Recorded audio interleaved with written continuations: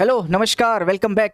कैसे हैं सभी लोग? उम्मीद करता हूँ सारे लोग बहुत बेहतरीन होंगे। आपका most demanding chapter sir calendar का वन शॉट ले आओ। लो साहब, कैलेंडर का वन शॉट लेके मैं आपके सामने हाजिर। आपसे एक गुजारिश है कि जो भी लोग नए हो प्लीज़ चैनल को एक बार सब्सक्राइब कर दें, वीडियो को लाइक कर दें और पूरी वीडियो देखने के बाद में आपकी जो भी राय है कमेंट बॉक्स में देना बिल्कुल ना भूलें। हम मेरी तरफ से सारी की सारी वीडियो ऐसी आती रहेंगी, लेकिन सारी वीडियो वन शॉट में आएंगी। अब वो मान लो एक वीडियो ले आए, फिर दूसरी वीडियो आ रही है, फिर तीसरी वीडियो आ रही है, पहली वीडियो मिल गई, बाकी दोनों का पता नहीं है, तो उससे चीज़ें बेटर नहीं हो पाती। तो मैंने कोशिश ये करी है कि सारी की सारी चीज़ों को वन शॉट में लेके आऊँ। इससे मेरा भी फ़ायदा है, मेरा कोई फ़ायदा हो ना हो, लेकिन आपका फ़ायदा है। एक ही जगह सारी चीज़ मिल जाएगी, आपको इधर उधर भटकने की ज़रूरत नहीं पड़ेगी। यानी मेरी ही वीडियो आपको इधर उधर से खोजने की ज़रूरत नहीं पड़ेगी। क्या बोलते हो, शुरू किया जाए? ठीक है भाई, राय जरूर लिखना कमेंट बॉक्स में वीडियो देखने के बाद। तो एक तरीके से ये समझ लो, खा पी के आराम से इत्मीनान से हेडफोन लगा के मोबाइल में वीडियो खोल के सत्संग की तरह सुनने बैठ जाओ, क्योंकि अगले 3 घंटे एक बड़ी लंबी कथा चलेगी जो कि कैलेंडर की होगी। और इसको करने के बाद में जो भी आपके डाउट्स कैलेंडर में रह रहे हैं, यकीन मानो, वादा है मेरा, प्रॉमिस है, एक सिंगल डाउट नहीं रहेगा।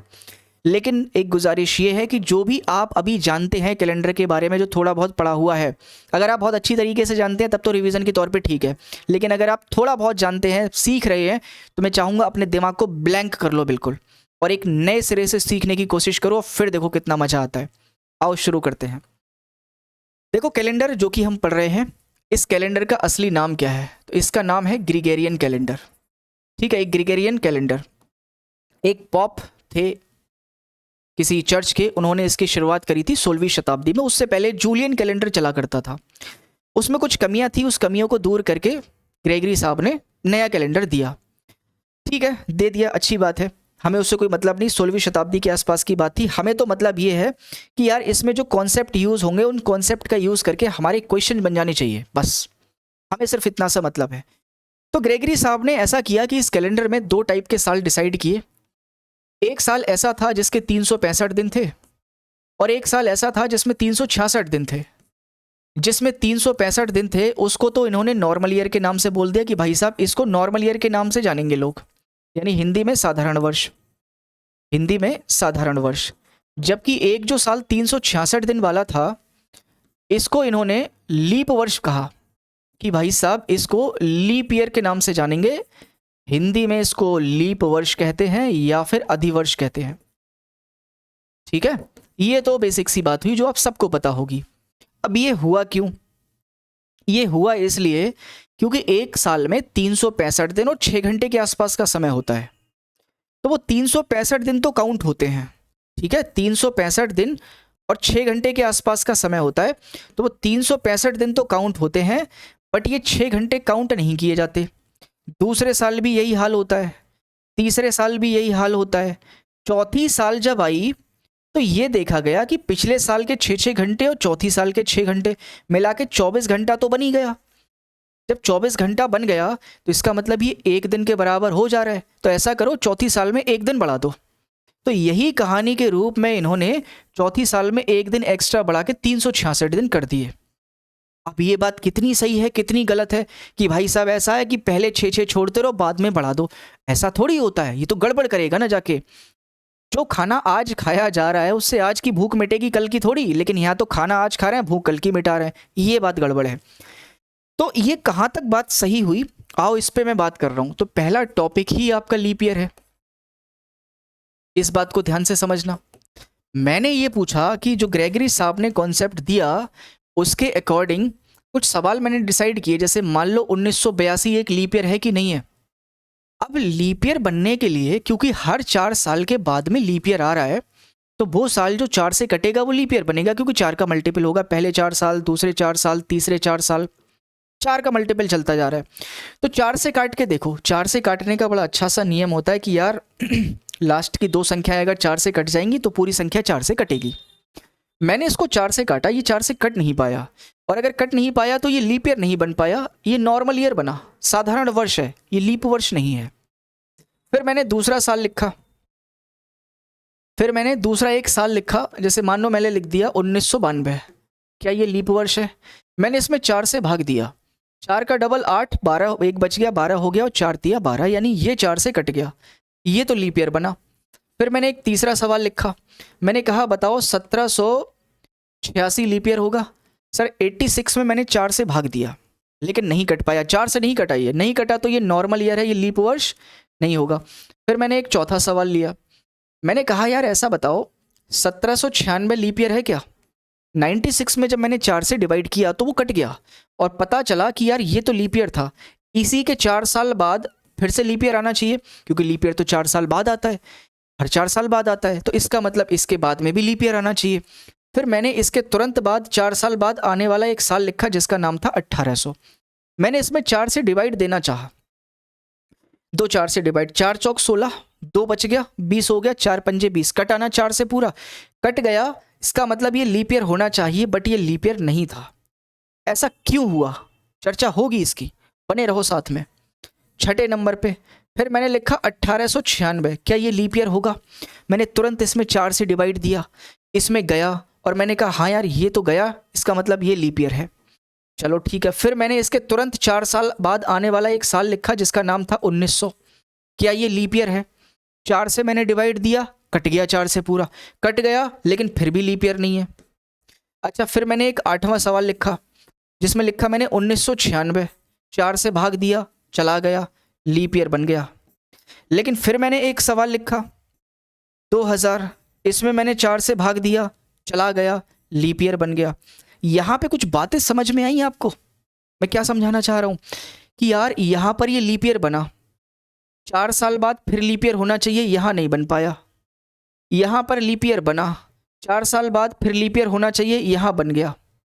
यहाँ पर ये लीप ईयर बना, 4 साल बाद लीप ईयर होना चाहिए, यहाँ नहीं बन पाया। ऐसा क्यों हो रहा है कि 4 साल बाद लीप ईयर जब आना चाहिए तो नहीं आ पाया।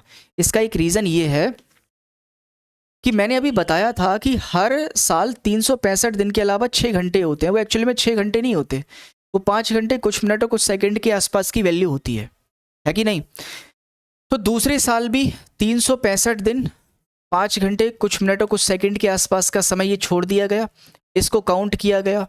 तीसरे साल इसको फिर छोड़ दिया गया, चौथी साल भी जब देखा गया तो ये चीज़ 24 घंटे बनी ही नहीं थी, ये 23 घंटे कुछ मिनट और कुछ सेकंड के आसपास का टाइम था जिसको हमने ज़बरदस्ती 24 मान रखा था, और उसी वजह से इस कैलकुलेशन में एरर आई है, क्योंकि जो 24 है ही नहीं उसको मान कैसे लिया, लेकिन कुछ चारा भी नहीं था मानने के अलावा। तो बड़ा तिगड़म भिड़ा के, है ना, बड़ा तिगड़मबाजी करके फिर कैलेंडर बनाया गया है आपका इधर से उधर करके। तो यहाँ पर समय में जो थोड़ी सी कमी है, जो 24 घंटे बनने के बराबर है, थोड़ी सी कमी है, वो थोड़ी सी कमी आगे आने वाले 100 साल में 1 दिन के बराबर हो जाती है, आगे आने वाले 100 साल में 1 दिन के बराबर हो जाती है। एडजस्ट कब करेंगे, 400 साल के बाद। 400 साल के लिए ही कैलेंडर बना है, तो बीच में तो एडजस्ट कर नहीं सकते, इसीलिए लास्ट में कर देते हैं जाके। तो इसीलिए क्योंकि वो 100 साल में 1 दिन के बराबर बनती है, इसीलिए शताब्दी का केस देखते हैं, और क्योंकि 400 साल के बाद एडजस्ट हो रही है इसीलिए उसको 400 से डिवाइड करते हैं, तब पता चलता है कि वो लीप ईयर बनेगा या फिर नहीं बनेगा। यही वो रीज़न है कि जब हम देखते हैं कि शताब्दी का केस 400 से भाग हो जाए तो ही लीप ईयर बन पाएगा, इसका रीज़न यही है। तो क्योंकि ये सेंचुरी वाले लीप ईयर थे, सेंचुरी वाले साल थे, इसीलिए 4 से भाग हो जाएं, इस वजह से लीप ईयर नहीं बन पाएंगे, ये 400 से भाग होंगे तभी लीप ईयर बनेंगे। समझ में आई बात। तो इस बात को आप समझना, ये 4 से कट गया था इस वजह से लीप ईयर नहीं था, ये 400 से कटा था इस वजह से लीप ईयर था। ठीक है, तो सेंचुरी का जो भी केस होगा उसको 400 से भाग करोगे, और साधारण वर्ष जो नॉर्मली हैं उनको आप 4 से भाग करोगे, कट जाते हैं देन लीप ईयर है, अदरवाइज नहीं है। अच्छा इसके अलावा एक छोटी सी बात और समझो, मैं एक तरफ लिखता हूँ ईयर और एक तरफ मैं लिखता हूँ लीप ईयर, इस कॉन्सेप्ट को भी समझ लेना। जैसे अगर मैंने कहा यार 5 साल गुजर गए कैलेंडर बनने से, तो उसमें एक लीप ईयर पड़ गया होगा चौथी साल वाला। अगर 10 साल गुजरेंगे तो 2 लीप ईयर पड़ जाएंगे, एक चौथी साल का और एक 8वीं साल का। लेकिन तुरंत मैं एक सवाल पूछ लूँगा आपसे कि यार 2003 से 2013 के बीच में कितने साल हुए, और तुरंत आपका जवाब आएगा साहब इनके बीच में 10 साल हो गए, और इन 10 सालों के बीच में कितने लीप ईयर पड़ेंगे, तो आपका जवाब तुरंत आएगा सर 4, 8 और 12, ये 3 लीप ईयर आ रहे होंगे। यहाँ 3 लीप ईयर आ रहा है, यहाँ 2, कौन सा सही है कौन सा गलत है, दोनों ही सही है। ये कोई बीच के 10 साल हैं और वो स्टार्टिंग वाले 10 साल हैं, तो कन्फ्यूज़न में नहीं पड़ना है। 2 भी हो सकते हैं और मैक्सिमम 3 भी हो सकते हैं। फिर यार मैंने 50 साल लिखे, 50 साल तक कैलकुलेट करना बड़ा कठिन सा था, तो हमें पता है क्योंकि 4 साल के बाद में लीप ईयर आना है, तो 4 साल के बाद आना है, तो 4 से डिवाइड करो ना, और देखो डिवाइड कितनी बार तक जा रहा है, 12 बार तक जा सकता है, बाकी कुछ शेष बच जाएगा उसको छोड़ दो, उसका कोई मतलब नहीं है। अच्छा फिर 100 साल की बात हुई, 100 साल को जैसे ही 4 से डिवाइड दिया तो 25 बार गया, तो 25 लीप ईयर होने चाहिए, बट ऐसा होता नहीं है, क्योंकि मैंने 100 को भी इसमें काउंट कर लिया है, क्योंकि 100 400 से 100 जो है 4 से कटता है, और मैंने उसको 4 से काट के लीप ईयर में काउंट कर लिया। बट ये तो शताब्दी का केस है, सेंचुरी का केस है, ये 4 से कटने की वजह से लीप ईयर नहीं होगा, इसको 400 से कटना चाहिए तभी लीप ईयर होगा, ये 400 से कटता नहीं है, तो इसकी संख्या इसमें से हटा दो, 100वां साल इसमें से हटा दिया, तो कुल मिला के 24 लीप ईयर बने 100 सालों में। अच्छा बात अगर 200 साल की हुई तो भी यही कहानी रची गई, जैसे ही इसको 4 से भाग दोगे 50 बार तक जाएगा, लेकिन 100वां साल और 200वां साल दोनों के दोनों लीप ईयर नहीं होंगे, क्योंकि 400 से कटने चाहिए वो, तो यहाँ पे आए आपके 48 लीप ईयर। जब 300 साल की बात हुई ना तो जैसे ही 400 से भाग दोगे तो 75 बार जाएगा, बट 100वां साल, 200वां साल और 300वां साल, तीन की तीनों साल यहाँ से हटाने पड़ेंगे, क्योंकि शताब्दी के केस हैं, वो 4 से काट के आप उसको लीप ईयर नहीं बना सकते, तो 72 लीप ईयर होंगे। अब बात आएगी 400 साल की, तो 400 साल को जब 4 से भाग दोगे तो 100 बार कटेगा, बट 100वां, 200वां और 300वां ये तीन तो हटेंगे, बट 400वां नहीं हटेगा, क्योंकि 400वां साल 400 से कटता है, इसी वजह से वो तो लीप ईयर में काउंट होगा, तो हटने का कार्यक्रम केवल 3 का 97 आएगा, यानी एक साल 400 साल में लीप ईयर की वैल्यू 97 होती है, ये बात आप ध्यान रखेंगे। और जो लीप ईयर है वो जुड़ता किस रूप में है, 29 फरवरी के रूप में।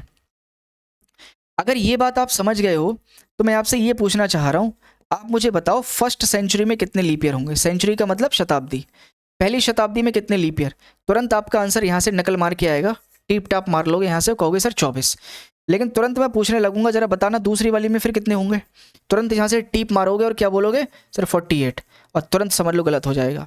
भाई मैं दूसरी शताब्दी पूछ रहा हूँ, दो नहीं, अगर मैं दो पूछूंगा तो 1 से लेके 200, अगर मैं दूसरी पूछ रहा हूँ तो 101 से लेके 200।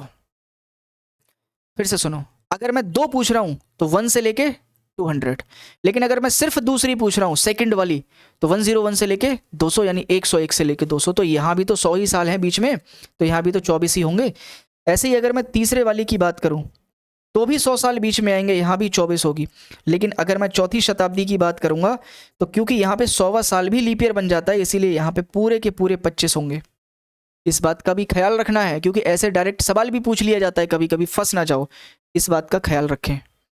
क्लियर है यहाँ तक, बात समझ में आ गई? अगर ये बात समझ में आ गई है तो आओ कुछ एक सवाल है आपको, फटाफट से इनको निपटाते हैं और बढ़ेंगे आगे। कह रहे हैं इनमें से विषम बताओ, विषम कौन सा होगा, ऑड कौन सा होगा। ऑड का मतलब यहाँ पे विषम संख्या नहीं बतानी है, कोई 3 ऑप्शंस एक जैसे हैं एक अलग है, उस अलग की पहचान करके बताना है कि वो अलग क्या है। तो आप देख रहे हो कि ये 3 की तीनों नॉर्मल ईयर है, साधारण वर्ष है, जबकि ये अपने आप में लीप वर्ष है, क्योंकि ये 4 से कटेगा, बाकी ये कोई भी 4 से नहीं कट रहा, अगर कट भी रहा है तो भी वो लीप ईयर नहीं है। तो नीचे वाले सब नॉर्मल ईयर हैं, ऊपर वाला लीप ईयर है, जो कि बाकी के ग्रुप से अलग था, और मुझे यही तो निकालना था कि कौन सा ऐसा ऑप्शन है जो बाकी के दिए गए ऑप्शन से अलग है। समझ गए बात? नेक्स्ट क्वेश्चन की 2009 और 2019 के बीच में कितने लीप ईयर हैं।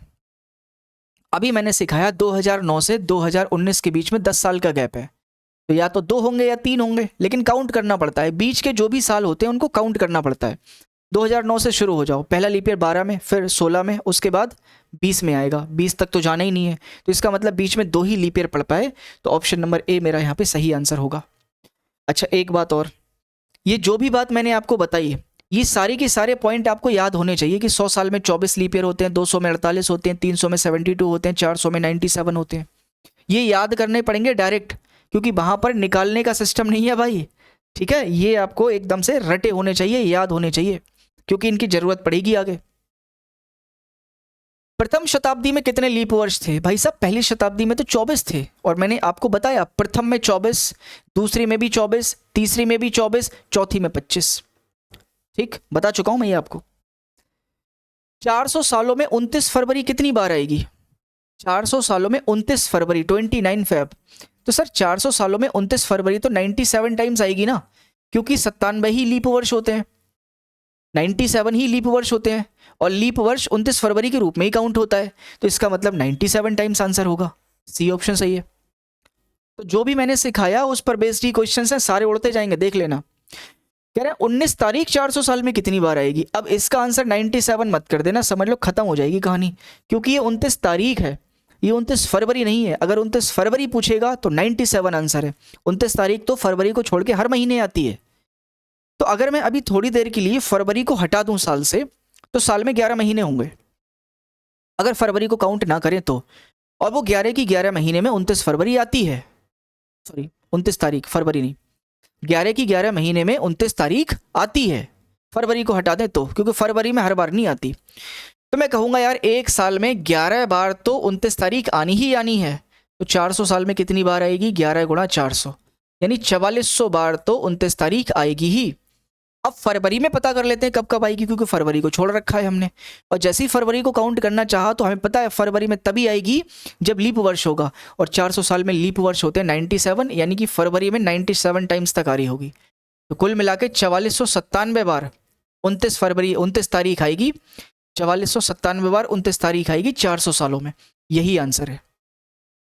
तो थोड़ा समझ के ध्यान से क्वेश्चन को पढ़ना, उसके बाद ही आंसर करना। पता चले कि मान लो आप भावनाओं में बह के आंसर किए जा रहे हो और मामला पूरा आपने गड़बड़ कर दिया। ठीक, चलो लीप ईयर का कॉन्सेप्ट कुछ एक क्वेश्चंस हैं जो हम बाद में सीखेंगे, क्योंकि उसके लिए कुछ और भी चीज़ों की ज़रूरत पड़ती है। अभी हम बढ़ जाते हैं ऑड डेज पर। ये बड़ा मेन कॉन्सेप्ट है पूरे के पूरे इसका कैलेंडर का, ऑड डेज।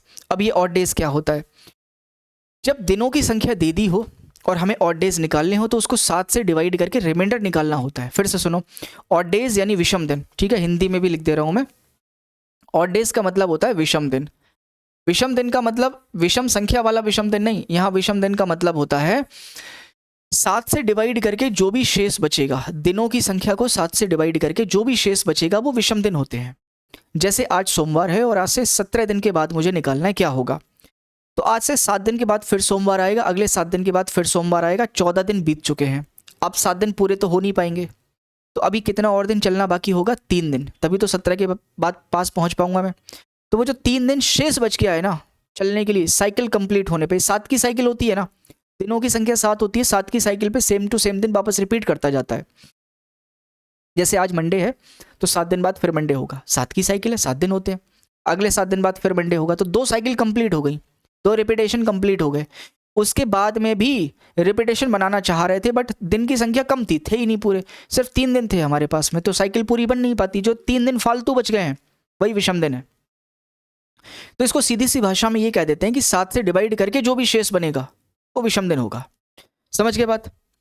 अब इसके लिए एक छोटा सा कॉन्सेप्ट मैं समझाना चाहूंगा, उसके बाद में फिर क्वेश्चंस पर आएंगे। कॉन्सेप्ट मेरे पास में ये है, ध्यान से समझो। मैंने कहा यदि आज संडे है, आज मैंने संडे मान लिया, तो पहला पॉइंट ये है कि 3 दिन बाद क्या होगा। पहला पॉइंट ये है कि 3 दिन बाद क्या होगा। दूसरा पॉइंट ये है 3 दिन पहले क्या होगा। दूसरा पॉइंट 3 दिन पहले क्या होगा। तीसरा पॉइंट आने वाला तीसरा दिन क्या होगा। आने वाला तीसरा दिन क्या होगा। ये 3 बात अगर आप समझ गए तो मैं कह रहा हूं फिर तो क्वेश्चन समझने में कोई दिक्कत नहीं होने वाली। आज अगर संडे है तो 3 दिन बाद क्या होगा, ये निकालने के लिए आपको इसमें 3 ऐड करना पड़ेगा। 3 दिन पहले क्या होगा, ये निकालने के लिए आपको इसमें से 3 घटाना पड़ेगा। लेकिन क्या यहाँ पे भी 3 ऐड करना पड़ेगा, नहीं।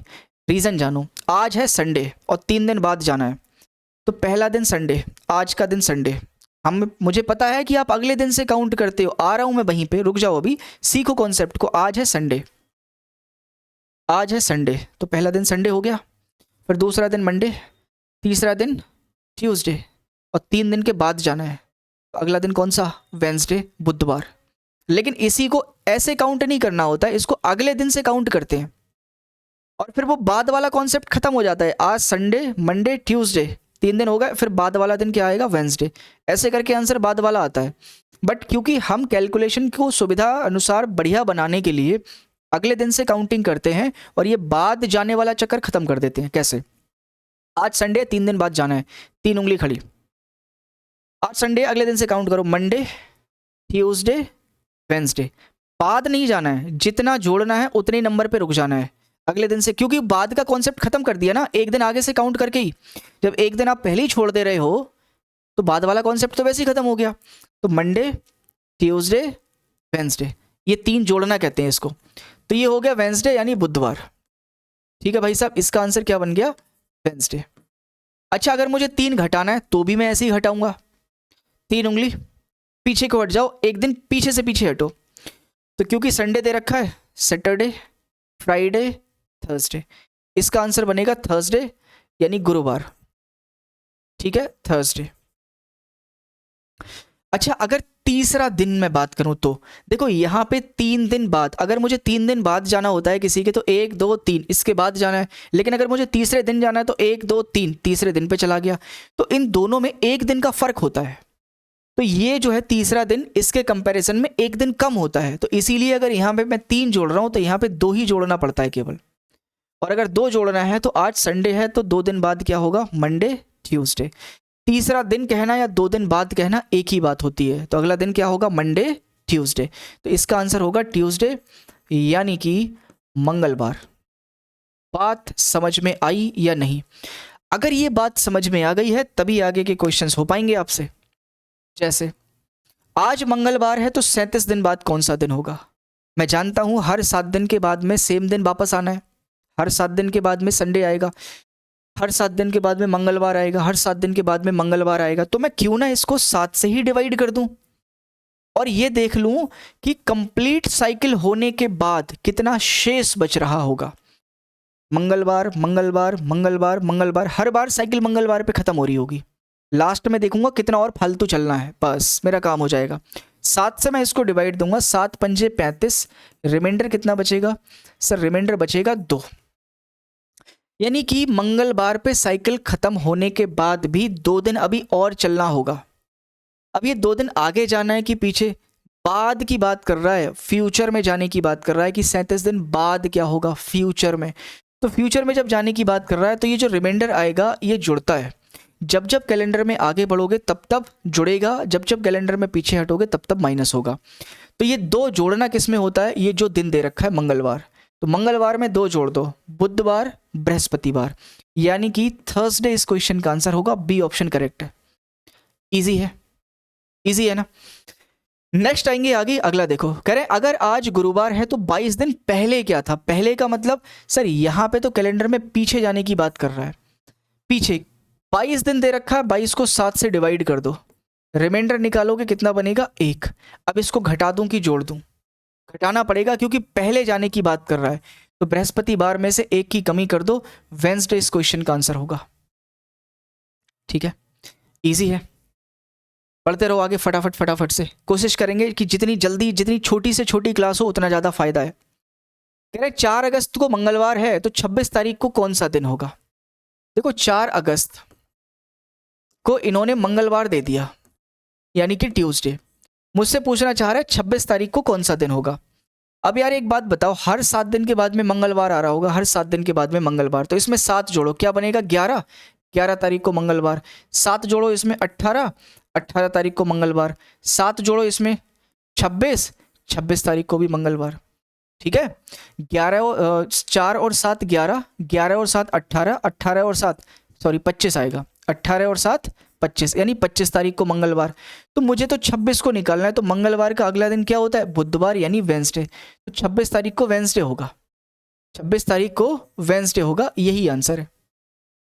अब इसको ऐसे ना करके दूसरी तरीके से कैसे कर सकते थे? आप ये देखो कितने दिन का गैप है साहब। ये गैप तो आ रहा है मेरे पास में 22 दिन का। 7 से डिवाइड कर दो, रिमाइंडर निकाल लो, रिमाइंडर आया कितना? 1। तो 4 से 26 में जाने की बात कर रहा हूं, तो आगे बढ़ूंगा, आगे बढ़ूंगा तो रिमाइंडर जोड़ना पड़ेगा। मंगलवार में 1 जोड़ दो, बुधवार आंसर होगा। ठीक है, दोनों ही तरीके हैं, जैसा आपको अच्छा लगे, जिससे आपको ज्यादा समझ में है उससे कर लो। अगला देखो, अगला कह रहा है कि महीने की 30 तारीख को रविवार है तो महीने की 1 तारीख को क्या होगा? भाई अभी तो बताया, गैप ले लो इनका, 29 है। 7 दिन के बाद साइकिल रिपीट होती है तो 7 से डिवाइड करके रिमाइंडर निकाल लो। 7 चौक 28, रिमाइंडर की वैल्यू 1 आएगी। 30 दे रखा था, एक में जाने की बात कर रहा है तो पीछे हटने की बात कर रहा है, पीछे हटने की बात कर रहा है तो माइनस होगा, रविवार में से एक की कमी करोगे, सैटरडे इस सवाल का आंसर होगा। है ना इजी? बहुत इजी है भाई, बहुत इजी है। अगर इस क्लास को लास्ट तक देख लोगे तो कैलेंडर कैलेंडर ही नहीं लगेगा यार, क्या बात कर रहे हो आप। देखो आज शुक्रवार है तो 60 सप्ताह बाद क्या होगा? अरे भाई क्या बात कर रहे हो यार, आज शुक्रवार है तो एक सप्ताह बाद भी तो शुक्रवार ही होगा, एक सप्ताह का मतलब 7 दिन ही तो हो गए, अगले सप्ताह बाद भी शुक्रवार ही होगा, अगले एक सप्ताह बाद भी शुक्रवार ही होगा, तो 60 सप्ताह बाद भी तो शुक्रवार ही होगा, क्योंकि वैसे भी 7 की साइकिल यहाँ कंप्लीट बन जाएगी, कोई शेष बचेगा नहीं, है कि नहीं? समझ गए होगे, समझदार हो। 11 सवाल, 11 नंबर कह रहे कल से 3 दिन पहले रविवार था तो कल के 3 दिन बाद क्या होगा। अब इसके कॉन्सेप्ट को समझो पहले। ये है आज का दिन, टुडे, ये है बीता हुआ कल, यस्टरडे, ये है आने वाला कल, टुमारो। कह रहे हैं कल से 3 दिन पहले, ये बीते हुए कल से 3 दिन पहले जाने की बात कर रहा है, और यहाँ पे कोई दिन दे दिया उसने, और उस दिन का नाम रविवार था, संडे था। कह रहे हैं आगे आने वाले कल के 3 दिन बाद क्या होगा, 3 दिन बाद क्या होगा। अब एक बात मुझे बताओ जरा, क्या यहाँ पर एक दिन का गैप नहीं है आज से कल जाने में? क्या आज से बीते हुए कल में जाने के लिए एक दिन का गैप नहीं है? बिल्कुल है। तो मैं ये देखूंगा कि मेरे पास टोटल कितने दिन का गैप हो गया, 3 और 1 4 और 1 5, 5 और 3 8, यानी यहाँ पर संडे है और 8 दिन का गैप लेके मुझे यहाँ जाना है, 8 दिन का गैप लेके मुझे लास्ट में जाना है। 7 दिन के बाद सेम दिन रिपीट होता है, रिमाइंडर निकालने की बात आई तो 1 आया। अब ये पास्ट का दे रखा है, फ्यूचर में जाने की बात कर रहा है, तो पास्ट का दे रखा है, फ्यूचर में जाने की बात कर रहा है, तो रिमाइंडर को जोड़ूंगा, तो 7 दिन के बाद में संडे वापस आ रहा होगा, लेकिन फिर भी एक दिन फालतू और बच गया, उसको जोड़ दो इसमें, तो संडे में एक जोड़ दोगे, आंसर क्या आएगा? मंडे। ठीक है, इस क्वेश्चन को मैं डायरेक्ट भी कर सकता था, आपको भी डायरेक्ट ही करना है, लेकिन सीखो कैसे। पहले तो ये बताओ क्या ये संडे अलग से कोई दिन है, या फिर जो दिनों की संख्या दे रखी है आपका उसी में काउंटेड है? ये बताओ पहले, बोलो। उसी में काउंटेड है, अलग से तो कोई दिन है नहीं। एक सेकंड रुकना।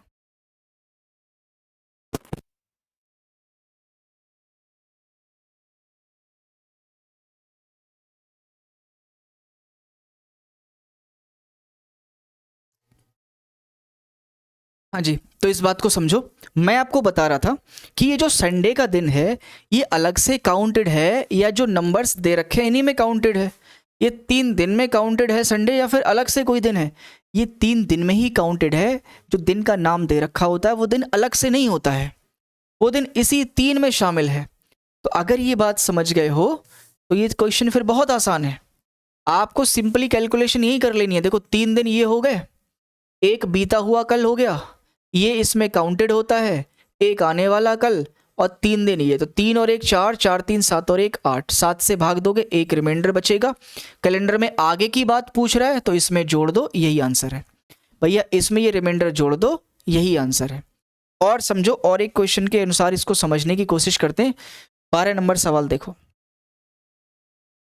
देखो एक ये बीता हुआ कल हो गया, 5 दिन ये हो गए, सोमवार इसमें शामिल है, एक दिन ये हो गया, 8 दिन ये हो गए, तो 8 और 1 9, 9 5 14 और 1 15, 7 से डिवाइड दोगे, एक रिमाइंडर बचेगा। जोड़ना है कि घटाना है? कैलेंडर में पूछा क्या है, बाद वाला दिन क्या होगा, बाद में क्या होगा, फ्यूचर में जाने की बात कर रहा है, तो ये एक जोड़ना पड़ेगा, सोमवार में एक जोड़ दो, आंसर आ जाएगा मंगलवार। अब मैं समझ पा रहा हूं आपको ये बात समझ में आ गई होगी। अगला देखो, कह रहे हैं छठे दिन के बाद में शनिवार है, छठे दिन के बाद में शनिवार है, तो कल से 9 दिन पहले क्या था? ध्यान से समझना। 1 2 3 4 5 6, यही तो होगा छठा दिन, यही तो होगा छठा दिन। अब आपको लग रहा होगा सर यहाँ पर एक दिन कम क्यों नहीं किया? भाई साहब यहाँ कम नहीं होगा, यहाँ छठे दिन की ही बात हो रही है, पहले दिन से छठा दिन, किसी के बाद में छठा दिन नहीं चलना है, ठीक है? तो छठे दिन के बाद शनिवार है, 1 2 3 4 5 6, इसके बाद में क्या है? सैटरडे है। तो कल से 9 दिन पहले क्या था? कल से 9 दिन पहले क्या था? देखो ये जो छठा दिन काउंट हो रहा है वो आज से ही हो रहा है, यानी ये है आज, और यहीं से छठा दिन ये है, तो 1 2 3 4 5, 5 दिन हो गया कि नहीं हो गया? समझ रहे हो? जब मैंने आज को लिख दिया, टुडे को लिख दिया और फिर मैंने वहां से काउंटिंग करी, तब मैं एक दिन आगे से काउंट करूंगा, तब मुझे पता चल जाएगा कि भाई 5 दिन आगे की बात हो रही है, यानी छठा दिन। तो कह रहे हैं कल से 9 दिन पहले क्या था, ये है बीता हुआ कल, और इससे 9 दिन पहले जाने की बात कर रहा है। अब ध्यान से समझना, ध्यान से समझना, यहां से लेके यहां तक कितने दिन का गैप है बोलो? 1 2 3 4 5 6 7, कितने दिन का गैप है? 7 दिन का। तो 7 दिन ये हो गए, 9 और 7 16, 16 को 7 से डिवाइड कर दो तो रिमाइंडर आएगा 2, तो माइनस का 2 करना है। तो शनिवार में से माइनस का 2 कम करो, शनिवार से 1 कम करोगे फ्राइडे, 1 और कम करोगे तो थर्सडे, यानी डी ऑप्शन मेरा यहाँ पे करेक्ट आंसर होगा। भैया इनका गैप देख लो, यहां से लेके यहां तक का गैप देखो क्या है, 1 2 3 4 5 6 7, 7 दिन का गैप है। 7 दिन ये हुए, कह रहे हैं बीते हुए कल से भी कितने दिन पहले जाना है? 9 दिन पहले। तो 9 ये 7 ये 16 दिन हो गया, 7 से डिवाइड करोगे रिमाइंडर की वैल्यू 2 आएगी। क्योंकि आगे की चीज दे रखी है, पीछे जाने की बात कर रहा है, तो इसीलिए वो जो रिमाइंडर का 2 है वो इसमें से माइनस करना होगा, आंसर आ जाएगा थर्सडे। ठीक, कल से 10 दिन पहले, एक तो कल का दिन हो गया, 10 दिन मेरे पास में ये हो गए, सोमवार इसमें काउंटेड है ना। आज से 5वां दिन कौन सा होगा? आज से 5वां दिन। तो ऐसे चीजों में आप फंस जाओगे, ध्यान से समझना, इसीलिए कॉन्सेप्ट बनाया करो, है ना, ये बना लिया करो। ये है आज, कह रहे हैं आज से 5वां दिन, आज से यानी आज से 5वां दिन, आज को काउंट करना है, पहला दिन, दूसरा, तीसरा, चौथा, 5वां, ये है 5वां दिन। यहाँ निकालना है कि क्या होगा, और 10 दिन पहले सोमवार था, यहाँ से पीछे 10 दिन पहले सोमवार था यानी मंडे था। समझना ध्यान से, यानी यहाँ से यहाँ तक का गैप कितना है, यहाँ से यहाँ तक का गैप कितना है सर? यहाँ से यहाँ तक का गैप है 10, ठीक है। ये 10 में ये शामिल है, ये 10 में ये शामिल है, मंडे से लेके आज तक 10 में ये आज शामिल है, ये ध्यान रखना। तो 10 11 12 13 14, टोटल कितने दिन का गैप है? 14 दिन का। और अगर 14 दिन का गैप है तो इसका मतलब 7 की साइकिल कंप्लीट बन रही होगी और मंडे का मंडे वापस रिपीट हो जाएगा। क्लियर है? संजना का जन्म 26 फरवरी 1996 को हुआ, तो 28 फरवरी 2020 को उसकी उम्र कितनी होगी? ठीक है, ध्यान से सुनना। अब यहां पर आपको एज कैलकुलेट करनी है कि एज कैसे कैलकुलेट होगी। एक लड़की है जिसका नाम है संजना, उसकी जन्म तिथि दे रखी है 26 फरवरी 1996 और 28 जनवरी 1920 को उसकी उम्र क्या हो जाएगी, ये पूछना चाह रहा है। तो देखो माइनस तो करना होगा, लेकिन थोड़ा सिस्टमेटिक तरीके से। देखो सबसे पहले वो डेट लिखो जिसमें निकालना है, तो निकालना किसमें है? 28 जनवरी 2020। तो सबसे पहले तो साल लिखना होगा 2020, फिर महीना लिखना होगा, जनवरी का है, फिर दिन लिखना होगा, तो दिन, महीना, साल। उसके बाद में जो उसकी डेट दे रखी है उसको लिख लो, 26 फरवरी की बात हो रही है तो 2/1996, ठीक है। इसको माइनस करो, दिन में से दिन माइनस करते हैं, महीने में से महीना और साल में से साल। 28 में से 26 गया 2 बनेगा, 1 में से 2 जाएगा नहीं, इधर से इधर उधार ले लो, तो 1 साल पूरा उठेगा और इधर आएगा। जब साल पूरा उठेगा तो 12 महीने के रूप में आएगा, क्योंकि ये महीने होते हैं, तो साल उठेगा तो 12 महीने के रूप में इधर आएगा। अब टोटल महीने की वैल्यू, टोटल मंथ्स की वैल्यू अब 13 हो गई। 13 में से 2 गए तो कितने बचेंगे? 11, ठीक है। यहां पर अब 2000 नहीं बचा, अब यहां पर बचा है 1999, क्योंकि 1999 नहीं, 2019, यहां बच गया 2019, क्योंकि 1 साल उठ के इधर चला गया। अब 2019 में से 1996 को माइनस करना है, 9 में से 6 गया तो 3 बनेगा, और यहां पर रह गया आपका 11, 11 में से 9 गया तो 2 बनेगा, यानी 23 साल 11 महीना और 2 दिन की है। 23 साल 11 महीना और 2 दिन की है। इस तरीके से आप कोई भी डेट को निकाल सकते हो जिसकी भी जन्म तिथि दे रखी हो, और किसी भी डेट के अकॉर्डिंग पूछ रहा हो तो आप इसके अकॉर्डिंग घटा के निकाल सकते हो। जैसे मान लो ये भी अगर माइनस नहीं होता तो हम महीने को इधर उठा लेते, जिस महीने को हम उठा रहे हैं वो देखते कि वो महीना 30 का है या फिर 31 का है। अगर वो महीना 30 का होता तो इधर 30 दिन जाके ऐड होते, अगर वो 31 का होता तो यहाँ पे 31 जाके ऐड होते। ठीक है, क्लियर है? आओ आगे। अब यहाँ से आपका रेफरेंस कैलेंडर शुरू हो रहा है, ठीक है, जो कि बड़ा ही इंपॉर्टेंट है। सबसे ज़्यादा सवाल यहीं से आते हैं, रेफरेंस कैलेंडर। अब रेफरेंस कैलेंडर का क्या मतलब होता है? तो सर रेफरेंस कैलेंडर का मतलब सिंपल से वही हो गया कि किसी ने किसी बात को रेफर किया, रेफरेंस किया कि भाई ऐसा कर लो तो आपका काम हो जाएगा। ठीक है, कि रवि सर की कैलेंडर की क्लास देख लो, आपका कैलेंडर कंप्लीट हो जाएगा, आपका कैलेंडर के सारे डाउट खत्म हो जाएंगे। तो किसी ने रेफरेंस दिया ना आपको मेरी क्लास देखने का, तो यहाँ पे भी एक डेट दे रखी होती है कि अगर इस डेट को ये हो जाए, रेफरेंस दे दिया कि अगर इस डेट को ये हो जाए तो भाई उस वाली डेट को क्या होगा। तो इसका एक्चुअल कैलेंडर से मतलब नहीं होता है, इसका आंसर एक्चुअल कैलेंडर में ढूंढने की कोशिश मत करना। रूल्स वही फॉलो होते हैं बट इसका आंसर अलग अलग आता है, क्योंकि इसमें दिन हमने अपनी मर्जी से डिसाइड किया होता है। देखो, तो 15 अगस्त 2003 को शुक्रवार था। पहला सवाल मैं लिख के समझा रहा हूँ। तो 15 अगस्त 2003 को शुक्रवार है, फ्राइडे है। तो 15 अगस्त 2015 को क्या होगा? 15 अगस्त 2015 को क्या होगा ये पूछना चाह रहा है। इससे पहले कि मैं इस पे आऊं, एक बात आपको सीखनी पड़ेगी। वो क्या है?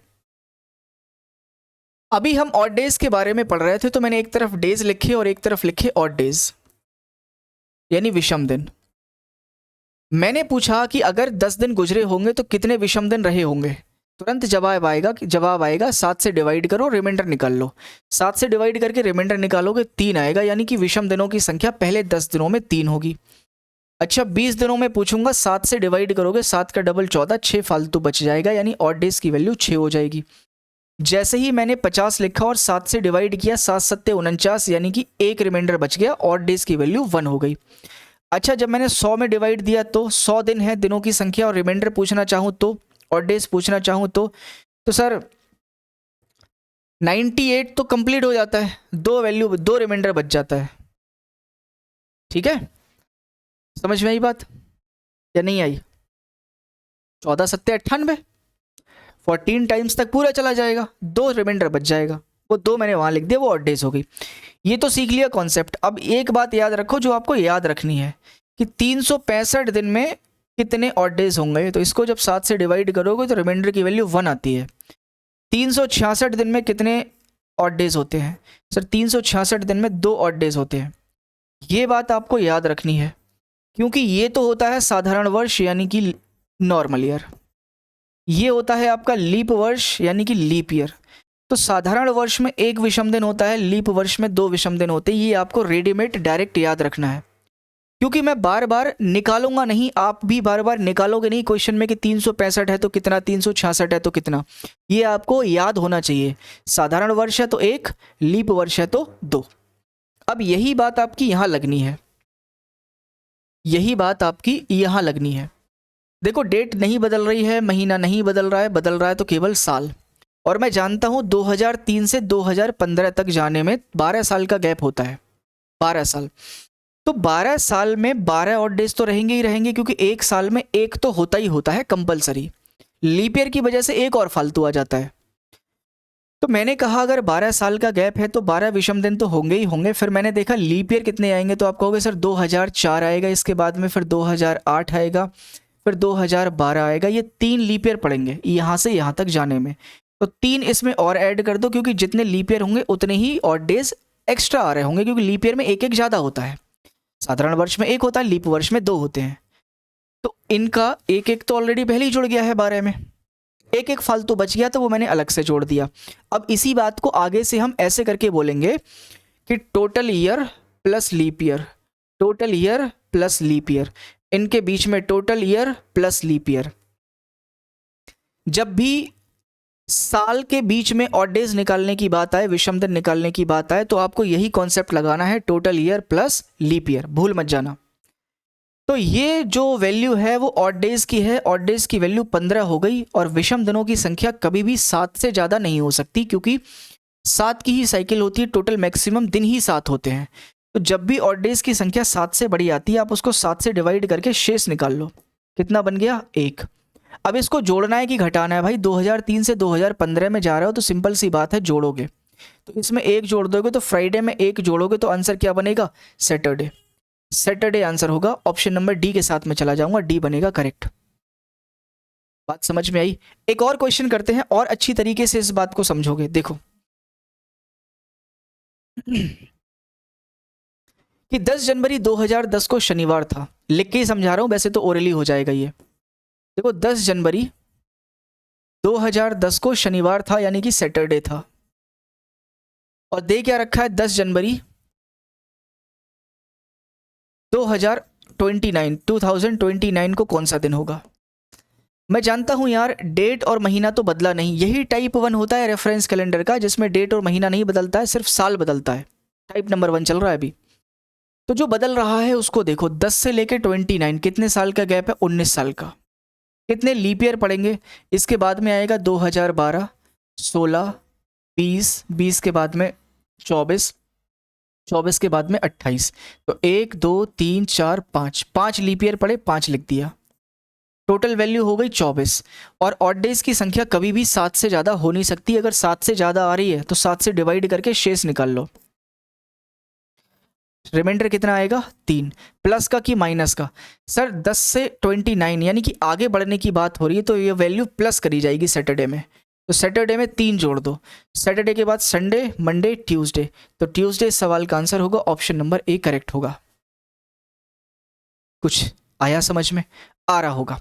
यही कॉन्सेप्ट है, इसी तरीके से चल के आप अपनी गलतियों को सुधार सकते हो, नहीं तो फिर कोड में ही फंसे रह जाओगे। अब देखो 10 अक्टूबर 2019, अब मैं डायरेक्ट सिखा रहा हूं क्योंकि मैं जानता हूं ये दोनों चीजें तो बदल नहीं रही हैं। क्या बदल रहा है? सिर्फ साल। तो 2019 से 2009 पीछे हट रहे हैं। अब की बार ध्यान रखना, 19 दे रखा है, 9 में जाना है तो पीछे को जाना है कैलेंडर में। अब की बार पीछे हट रहे हैं, और कितने साल पीछे हट रहे हैं? 10 साल। 2009 और 2019 में कितने साल का गैप है? 10 साल का। अब 2019 से शुरू करके 2009 में जाना है तो पीछे को हटना पड़ेगा। लिख के ही समझा रहा हूं तो अच्छी तरीके से समझ पाओगे। 10 अक्टूबर 2019 को मेरे पास में ट्यूसडे दे रखा है, मंगलवार। मुझे जाना है 10 अक्टूबर 2009 में। ठीक है, 2009 में। मैं जानता हूं यार अगर मैं गैप देखूंगा तो 10 साल का है। अब लीप ईयर कैसे निकालूंगा? देखो लीप ईयर निकालने के लिए 2019 से पीछे को हटना शुरू कर दो। 10 अक्टूबर 2019 से पीछे को हटना शुरू करो तो पहला लीप ईयर तो 2016 में आ रहा होगा। उससे पहले हटोगे फिर 12 आ जाएगा। उससे पहले हटोगे फिर 8 जाओगे, लेकिन 8 में जाने का कोई मतलब नहीं है क्योंकि हमें तो 9 तक ही जाना था। तो पीछे जब मैं हटा 2019 से तो मेरे पास में 2 ही लीप ईयर आए, एक 2016 और एक 2012। तो लीप ईयर की वैल्यू आ जाएगी मेरे पास में 2। अब मेरे पास में विषम दिनों की संख्या 12 हो चुकी है, 7 से बड़ा हो नहीं सकता, 7 से काट दूंगा। रिमाइंडर की वैल्यू आ जाएगी 5। जोड़ दूं कि घटा दूं? सर इसमें से 5 घटाना पड़ेगा क्योंकि पीछे जाने की बात हो रही है। अब मैं यहाँ पे आपको नई चीज़ सिखाऊंगा क्योंकि दिनों की संख्या तो 7 ही होती है, वही सेम वापस आते रहते हैं। तो 5 दिन पहले जाना या 2 दिन आगे बढ़ जाने में सेम दिन ही आता है। जैसे आज है संडे, आज से 5 दिन पीछे हटो, संडे से 5 दिन पीछे हटो। सैटरडे, फ्राइडे, थर्सडे, वेंसडे और ये ट्यूसडे। कौन सा दिन आया? ट्यूसडे का।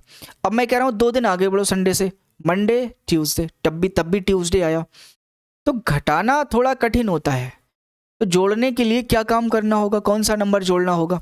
क्योंकि दिनों की संख्या 7 होती है, अगर एक वैल्यू माइनस में 5 आ रही है तो दूसरी वैल्यू प्लस में 2 आएगी। एक माइनस का होगा, एक प्लस का होगा, लेकिन दोनों की दोनों संख्याओं का जोड़ 7 बनना चाहिए। अगर प्लस का 5 करना चाह रहे हो तो माइनस का 2 कर दो, वही दिन आएगा। प्लस का 6 करना चाह रहे हो, माइनस का 1 कर दो, वही दिन आएगा। माइनस का 6 करना चाह रहे हो, प्लस का 1 कर दो, वही दिन आएगा। प्लस का 4 करना चाह रहे हो, माइनस का 3 कर दो। प्लस का 3 करना चाह रहे हो, माइनस का 4 कर दो। माइनस का 4 है, प्लस का 3 कर दो। समझ में आई बात? तो या तो मैं माइनस का 5 कर दूं या प्लस का 2 कर दूं। ट्यूसडे के बाद वेंसडे, थर्सडे। तो थर्सडे इस सवाल का आंसर होगा, ऑप्शन नंबर सी होगा करेक्ट। ठीक है, ये बात आप बढ़िया करके सीख पाए होगे। अगला देखो, 15 अगस्त 2005 को शुक्रवार है, 29 अप्रैल 2005 को क्या होगा? टाइप बदल गया, अब यहां से टाइप नंबर 2 आया, जिसमें डेट और महीना बदलेगा बट साल नहीं बदलेगा। डेट और महीना बदलेगा बट साल नहीं बदलेगा, ये रेफरेंस कैलेंडर का टाइप नंबर 2 है। आओ इसको भी सीखते हैं। तो 15 अगस्त 2005 दे रखा है, 15 अगस्त 2005 दे रखा है, और इसको दिन है मेरे पास में फ्राइडे का। निकालना चाह रहा है 29 अप्रैल। 29 अप्रैल 2005 को कौन सा दिन था? क्या नहीं बदल रहा है? साल। इसको हटा दो, सिर्फ इसको देखो। हमें कैलेंडर के अकॉर्डिंग जो महीना पहले आता है उसे पहले लिखना है, जो महीना बाद में आता है उसे बाद में लिखा है, भले ही सवाल में कुछ भी दे रखा हो। अगस्त और अप्रैल के बीच में जो भी महीने हैं, अगस्त और अप्रैल को भी शामिल करके बीच में जो भी महीने हैं उनको एक सिस्टमेटिक सीक्वेंस में लिख लो, जैसा कि कैलेंडर में दिया होता है। तो पहले अगस्त आता है या अप्रैल? सर अप्रैल पहले आता है, तो अप्रैल, मई, जून, जुलाई, अगस्त लिख लिया। अब चलना कहाँ से है? जो डेटा दे रखा होता है, जिसकी जानकारी दे रखी होती है, वहां से ही चलना होता है। जो पूछा होगा वहां से नहीं चलना है, यहां से चलना है। तो अगस्त से चलना है, अप्रैल में जाना है, तो पहले तो ये बात बताओ कि आगे जाना है कि पीछे? पीछे जाना है, कैलेंडर में आगे नहीं बढ़ना है। तो पीछे जाना है, तो अभी आप 15 अगस्त पे खड़े हुए हो, अब यहां से अप्रैल में जाने के लिए पीछे को हटना पड़ेगा, तो पीछे हटना शुरू कर दो। जब 15 अगस्त से पीछे हटना शुरू करोगे तो अगस्त के महीने में 15 दिन पीछे हट जाओगे। भाई जितना दिन चल के आगे आ गए हो उतना ही दिन तो पीछे हटोगे। 15 तारीख पे खड़े हुए हो, 15 दिन हो गए, जब पीछे हटोगे तो वही 15 दिन पीछे हटोगे। तो अगस्त में हटे हम 15 दिन, ठीक है, अगस्त में हम 15 दिन पीछे हट गए, ठीक है गुरु। अच्छा, फिर आता है आपका जुलाई, फिर आता है आपका, बीच में जो भी महीने हैं वो तो पूरे पूरे चले होंगे हमने, उसमें कोई दोहराई नहीं है। अच्छा, जब मैं अप्रैल में एंट्री मार रहा हूँ तब मैं किधर से एंट्री मारूंगा? क्योंकि जब मैं पीछे से चलता हुआ आ रहा हूँ तो अप्रैल में भी मैं पीछे से ही घुस रहा हूँगा, आगे से तो घुसूंगा नहीं। क्योंकि जब मैं उल्टा चलता हुआ आ रहा हूँ तो अप्रैल में एंट्री मेरी किधर से होगी? पीछे से। तो अप्रैल होता है 30 तारीख, 30 दिन का। जाना है मुझे 29 दिन में, 29 तारीख को तो एक ही दिन पीछे हट पाऊंगा, तो यहाँ पर आएगा 1, ठीक है। जितने का भी महीना होता है, जहाँ जिस तारीख में जाना होता है उन दोनों का डिफरेंस निकालते हैं तो पता चल जाता है कि कितने दिन पीछे हटे या कितने दिन आगे बढ़े। बीच में अप्रैल के बाद मई, मई कितने का होता है? 31 का, तो यहाँ 31 दिन पूरे चले हो गए। जून में 30 दिन होते हैं, जून के 30 दिन पूरे। जुलाई में 31 दिन होते हैं, इसके 31 दिन पूरे। अब इसके दो तरीके हैं सॉल्व करने के, कि या तो इन सबको जोड़ लो या थोड़ा समझदारी दिखा के इनके ऑड डेज निकालने के लिए 7 से डिवाइड करके छोटा कर लो। ये तो 7 से कटेगा नहीं, इसको 7 से काटोगे 3 शेष आएगा, इसको 7 से काटोगे 2 आएगा, इसको 7 से काटोगे 3 आएगा, इसको 7 से काटोगे 1 आएगा। अब इन सबको जोड़ के 7 से भाग कर दो। एक तरीका तो ये है, भाई छोटा कर लिया, क्योंकि मुझे अल्टीमेटली विषम दिन चाहिए। या तो मैं सबको जोड़ के 7 से भाग करूं, या मैं 7 से भाग करके सबको छोटा कर लो रिमाइंडर निकाल के। बात एक ही है। मैंने यहाँ पे सबको छोटा कर लिया, अब यहाँ पे फिर मेरे पास में एक तरीका और है कि या तो अब मैं फिर से जोड़ के 7 से भाग करूं, या फिर जो जो 7 बन रहा है उसको खत्म करता जाऊं, जो बच जाए उसको बाद में देख लूं। तो 3 2 5 और 2 7, देखो 3 3 2 5 6 और 1 7, तो ये सब खत्म हो गए। 7 बन गया तो खत्म हो गए। और अगर ऐसे समझ में नहीं आ रहा है तो भैया जो बच गया है उसे जोड़ लो। 3 और 1 4, 4 2 6, 6 3 9, 9 और 1 10। अब 10 हो नहीं सकता 7 से बड़ा कभी, रिमाइंडर वो क्या बोलते हैं ऑड डेज 7 से बड़ा हो नहीं सकता। 10 आया था, 7 से डिवाइड करके फिर छोटा करना पड़ेगा, रिमाइंडर आ गया 3। कैलेंडर में देखो पीछे जा रहे हो कि आगे, सिर्फ पीछे जाने की बात हो रही है, तो ये 3 माइनस करना पड़ेगा। तो फ्राइडे में से 3 की कमी करो, फ्राइडे में से 1 कम करोगे तो थर्सडे, एक और कम करोगे तो वेंसडे, एक और कम करोगे तो ट्यूसडे। तो ट्यूसडे इस सवाल का आंसर होगा डी ऑप्शन करेक्ट है, ठीक है भाई। ट्यूसडे इस सवाल का आंसर होगा डी ऑप्शन करेक्ट होगा। इस कॉन्सेप्ट को बारीकी से समझना क्योंकि ये ही यूज होना है आगे। इसे देखो 30 अप्रैल 2004, 30 अप्रैल 2004 को शनिवार दे रखा है, सैटरडे दे रखा है। पूछना चाह रहा है 25 जनवरी 2004, 25 जनवरी 2004 कोई आफत है? कोई आफत नहीं है। जो मैंने अभी अभी आपको सिखाया वैसे ही कर दो। इसको हटाओ साइड में क्योंकि ये तो सेम ही दे रखा है। सीक्वेंस में लिख दो। पहले जनवरी आता है ना, तो जनवरी, फरवरी, मार्च, अप्रैल, ऐसे लिखोगे। जो महीना कैलेंडर के अकॉर्डिंग सीक्वेंस में आता है वैसे ही लिखना होता है, लेकिन चलना वहां से है जो डेटा दे रखा होता है। 30 अप्रैल दे रखा है, अप्रैल से चलना है। अप्रैल में, क्योंकि अप्रैल से जनवरी में आना है तो पीछे को हटना पड़ेगा, तो अप्रैल से पीछे हटना शुरू कर दो। 30 तारीख दे रखी है, 30 दिन अप्रैल में हो गए तो 30 दिन पीछे हट के जाओगे जब पीछे के हटने की बारी आएगी तो। अच्छा, फिर जनवरी में घुसोगे किधर से? पीछे से, क्योंकि पीछे से ही चलते आ रहे हो, तो जनवरी में भी एंट्री 31 जनवरी से होगी। 31 जनवरी से 25 के बीच, 25 तक जाना है 31 से, तो 31 और 25 के बीच में कितने दिन का गैप आ जाएगा? 6 दिन का, यानी जनवरी में 6 दिन पीछे हट के गए होगे। फरवरी, क्योंकि फरवरी 2004 की है तो 29 दिन की होगी। मार्च पूरे 31 दिन की होगी। 7 से काट के छोटा करो, इसको 7 से काटोगे 1 शेष बनेगा, इसको 7 से काटोगे 3 शेष बनेगा, इसको 7 से काटोगे 2 शेष बनेगा। सबको जोड़ के 7 से भाग कर दो। 6 और 1 7, 3 10 और 2 12। 7 से बड़ा हो नहीं सकता, 7 से भाग करके रिमाइंडर निकाल लो, कितना? 5। जोड़ना है कि घटाना है? भाई साहब पीछे जाने की बात कर रहा है, यानी ये घटाना पड़ेगा, तो या तो माइनस का 5 कर दो या फिर प्लस का 2 कर दो, एक ही बात है। तो मैं सैटरडे में 2 जोड़ दूंगा, संडे, मंडे, यानी इस क्वेश्चन का आंसर आना चाहिए मंडे। ऑप्शन नंबर ए मेरा यहाँ पे बनेगा सही आंसर। बात समझ में आ रही है? आनी चाहिए भाई, ठीक है। आप चाहो तो वीडियो को दोबारा रिपीट करके देख सकते हो। आप वीडियो को दोबारा देख लो, अच्छी तरीके से समझ आ जाए। कभी कभी एक बार में नहीं आता है तो दोबारा देखना पड़ता है। 6 अगस्त 2020 को गुरुवार है। देखो 6 अगस्त 2020 को थर्सडे है। क्या पूछना चाह रहे हैं? 1 जनवरी, 1 जनवरी 2020 को कौन सा दिन होगा? साल तो सेम ही है ना, सिर्फ महीना ही तो अलग है। तो जनवरी से लेके अगस्त तक के सारे महीने लिख लो। जनवरी, फरवरी, मार्च, अप्रैल, मई, जून, जुलाई, अगस्त। लेकिन चलना वहां से है जो डेटा दे रखा है, और डेटा कौन सा दे रखा है? अगस्त वाला। तो अगस्त में 6 अगस्त हो चुकी थी, वहां से पीछे को लौटना है क्योंकि हमें जाना है जनवरी में। तो अगस्त में 6 दिन ही पीछे हट पाओगे क्योंकि दिन ही 6 हुए थे। जनवरी में घुसोगे आप पीछे से, 31 जनवरी से चलते चलते 1 जनवरी तक जाना है, तो मतलब बीच में 30 दिन चल के गए होगे। फरवरी 2020 की है तो लीप वर्ष की है, तो 29 की फरवरी होगी। मार्च पूरे 31 दिन की होगी, अप्रैल पूरे 30 दिन की, मई पूरे 31 दिन की, जून पूरे 30 दिन की, जुलाई पूरा 31 दिन का। ठीक है, अब 7 से काट के इन सबको छोटा करना है। 7 से काटोगे रिमाइंडर की वैल्यू 2 आएगी, 7 से काटोगे रिमाइंडर 1 आएगा, 7 से काटोगे रिमाइंडर 3 आएगा, 7 से काटोगे 2 आएगा, 7 से काटोगे 3 आएगा, 7 से काटोगे 2 आएगा, 7 से काटोगे 3 आएगा, और ये कटेगा नहीं।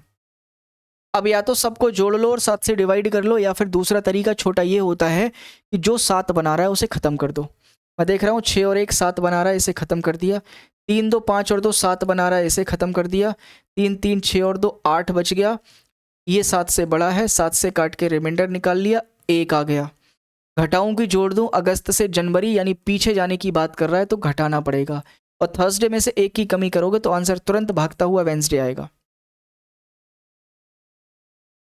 अब मैं उम्मीद कर रहा हूं कि कॉन्सेप्ट आपको समझ आ रहा होगा। देखो 25 फरवरी 2005 को सोमवार है, तो 25 मार्च 2005 को क्या होगा? ठीक है, 25 फरवरी 2005, 25 फरवरी 2005 को अगर मंडे है तो 25 मार्च 2005 को कौन सा दिन होगा? मैं देख पा रहा हूं ये तो सेम ही है, तो फरवरी और मार्च 2 ही महीने की बात हुई है। ध्यान से समझना, 25 फरवरी से चलना है, 25 मार्च में जाना है। ठीक है, 25 फरवरी से चलना है, 25 मार्च में जाना है, तो अब की बार तो आगे बढ़ना है। तो 25 फरवरी से मैंने आगे चलना शुरू किया, तो फरवरी क्योंकि 2005 की है तो 28 दिन की होगी, लीप वर्ष नहीं है। तो 25 से 28 तक जाने में मुझे 3 दिन चलना पड़ा। अब तो मैं आगे बढ़ रहा हूँ, पीछे थोड़ी हट रहा हूँ, क्योंकि मुझे आगे जाना है। और मार्च में 25 दिन तक मुझे चलना पड़ेगा, क्योंकि मार्च में 25 दिन चलने की बात कर रहा है, 25 तारीख हो चुकी है।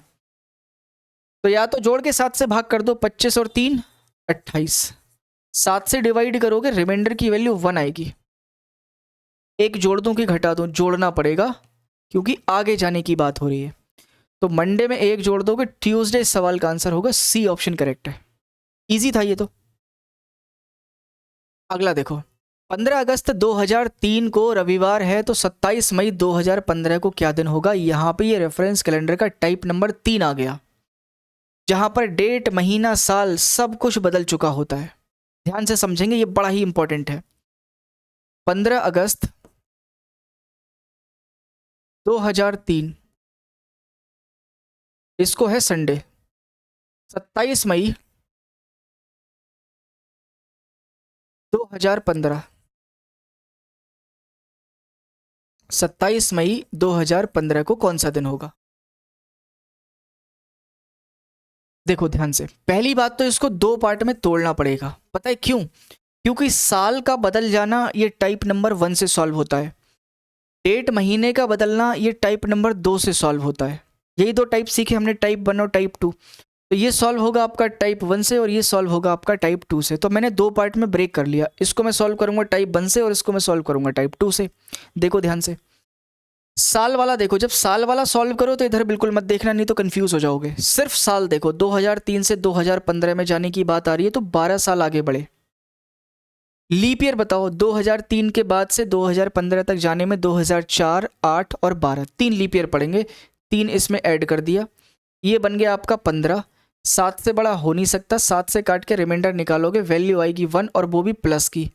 क्यों? क्योंकि मैं आगे बढ़ रहा हूँ साल में। इधर बिल्कुल नहीं देखना है, सिर्फ इधर देखना है, साल में क्या बढ़ रहे हो आप, आगे।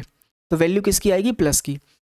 अब यहाँ महीने में देखो, अगस्त और मई है, तो मई से शुरू कर लो, क्योंकि जो महीना पहले आता है कैलेंडर में उसको पहले लिखते हैं। तो मई, जून, जुलाई, अगस्त। लेकिन चलना वहीं से होता है जो डेटा दे रखा होता है। डेटा किसका दे रखा है, अगस्त का। तो 15 अगस्त हो चुकी थी, अब यहाँ से पीछे हटना है, क्योंकि महीने में तो पीछे हटने की बात हो रही है। तो अगस्त दे रखा है, 15 अगस्त है, तो अगस्त में 15 दिन पीछे को भागे होगे और मई में घुसे होगे पीछे से। मई होती है 31 की, 27 तक जाना है, तो बीच में 4 दिन बचे, यानी 4 दिन चल के आप 27 पे पहुंच गए होगे। बीच के महीने तो पूरे, जून के 30 दिन और जुलाई के 31 दिन। 7 से काट के जरा इन सबको छोटा बनाओ। 7 से काटूंगा 1 आएगा, 7 से काटूंगा 3 आएगा, 7 से काटूंगा 2 आएगा, 7 से काटूंगा, 7 से कटेगा नहीं। अब देखो, 4 2 6 3 4 3 7 2 9 और 1 10। जैसे ही आप इसमें 7 से भाग दोगे, क्यों देना पड़ा, क्योंकि 7 से बड़ा है, तो रिमाइंडर की वैल्यू 3 आएगी, बट इस बार ये माइनस की होगी, क्योंकि महीने में तो मैं पीछे जा रहा हूँ। साल में आगे गया था तो प्लस की वैल्यू आई थी, महीने में मैं पीछे जा रहा हूँ तो माइनस की वैल्यू आएगी। अब मेरे पास में 2 रिमाइंडर आ गए, एक ये और एक ये, दोनों को सॉल्व करके एक बड़ा सा रिमाइंडर तैयार कर लेता हूँ। तो माइनस का 3 और प्लस का 1, जब मैं इसको सॉल्व करूँगा तो ये माइनस का 2 बनता है, यानी अल्टीमेटली मुझे इसमें से माइनस का 2 करना है। तो संडे में से 2 कम करूँगा ना, तो फ्राइडे आंसर आना चाहिए। ठीक है, आंसर क्या आना चाहिए, फ्राइडे। ऑप्शन नंबर ए के साथ चला जाऊँगा, ऑप्शन ए करेक्ट है। तो ये बात को समझे आप, नया कुछ नहीं था। टाइप नंबर 1 और 2 दोनों का यूज करके मिक्स्ड रूप से इस क्वेश्चन का आंसर निकालना होता है। ठीक है, ऑलमोस्ट 1 घंटा होने वाला है और हमने लगभग आधा कैलेंडर निपटा लिया है भाई, है ना, आधा कैलेंडर हम फिनिश कर चुके हैं।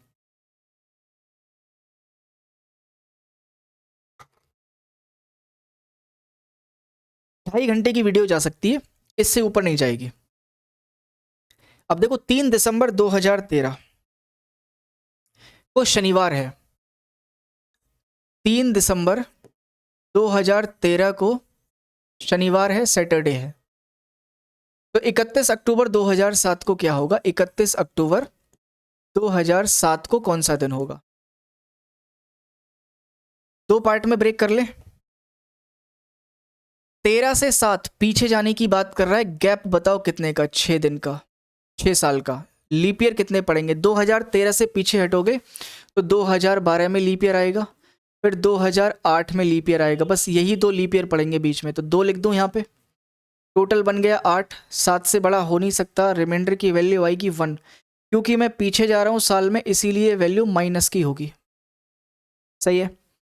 अब यहाँ देखो, अक्टूबर दिसंबर, तो अक्टूबर नवंबर दिसंबर, दिसंबर का डेटा दे रखा है तो दिसंबर से ही चलना है और पीछे को हटना है। दिसंबर से अक्टूबर जाने की बात हो रही है तो पीछे हटना है। दिसंबर 3 हो चुकी थी तो 3 दिन ही पीछे हट पाओगे। नवंबर में पूरे 30 दिन पीछे हटे होगे और अक्टूबर में 31, यानी अक्टूबर में 0, क्योंकि अक्टूबर 31 दिन का ही होता है और वहीं मुझे जाना है, तो बीच में गैप तो आया ही नहीं ना, तो 0 का गैप है वहाँ पे। तो ये बनेगा 7 से काटोगे इसकी वैल्यू कितनी आ जाएगी 2, तो 3 और 2 5, 7 से बड़ा है नहीं, 7 से बड़ा होता तो हम काट पीट के कुछ करते, तो 3 और 2 5। पीछे जाने की बात हो रही है तो वैल्यू ये भी माइनस की आएगी, तो फाइनल में मेरे पास एक रिमाइंडर तैयार हुआ जिसमें माइनस का 5 और माइनस का 1, दोनों को सॉल्व करूंगा तो माइनस का 6 आएगा। ठीक है, दोनों को सॉल्व करूंगा तो माइनस का 6 आएगा। तो माइनस का 6 करना है किस में से, सैटरडे में से, सैटरडे में से माइनस का 6 कर दो या फिर प्लस का 1 कर दो, एक ही बात है। तो संडे इस सवाल का उत्तर होगा ऑप्शन नंबर सी करेक्ट है। ठीक, समझ में आई बात, फेमिलियर हो गए होगे अब तो इन चीजों से। 20 फरवरी 2004 को शुक्रवार है, 20 फरवरी 2004 को फ्राइडे है।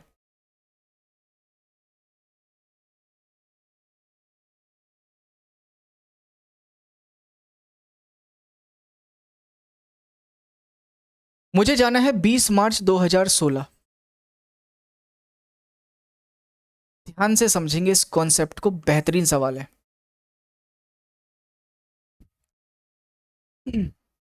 वही चीज है कि दो पार्ट में बांटूंगा।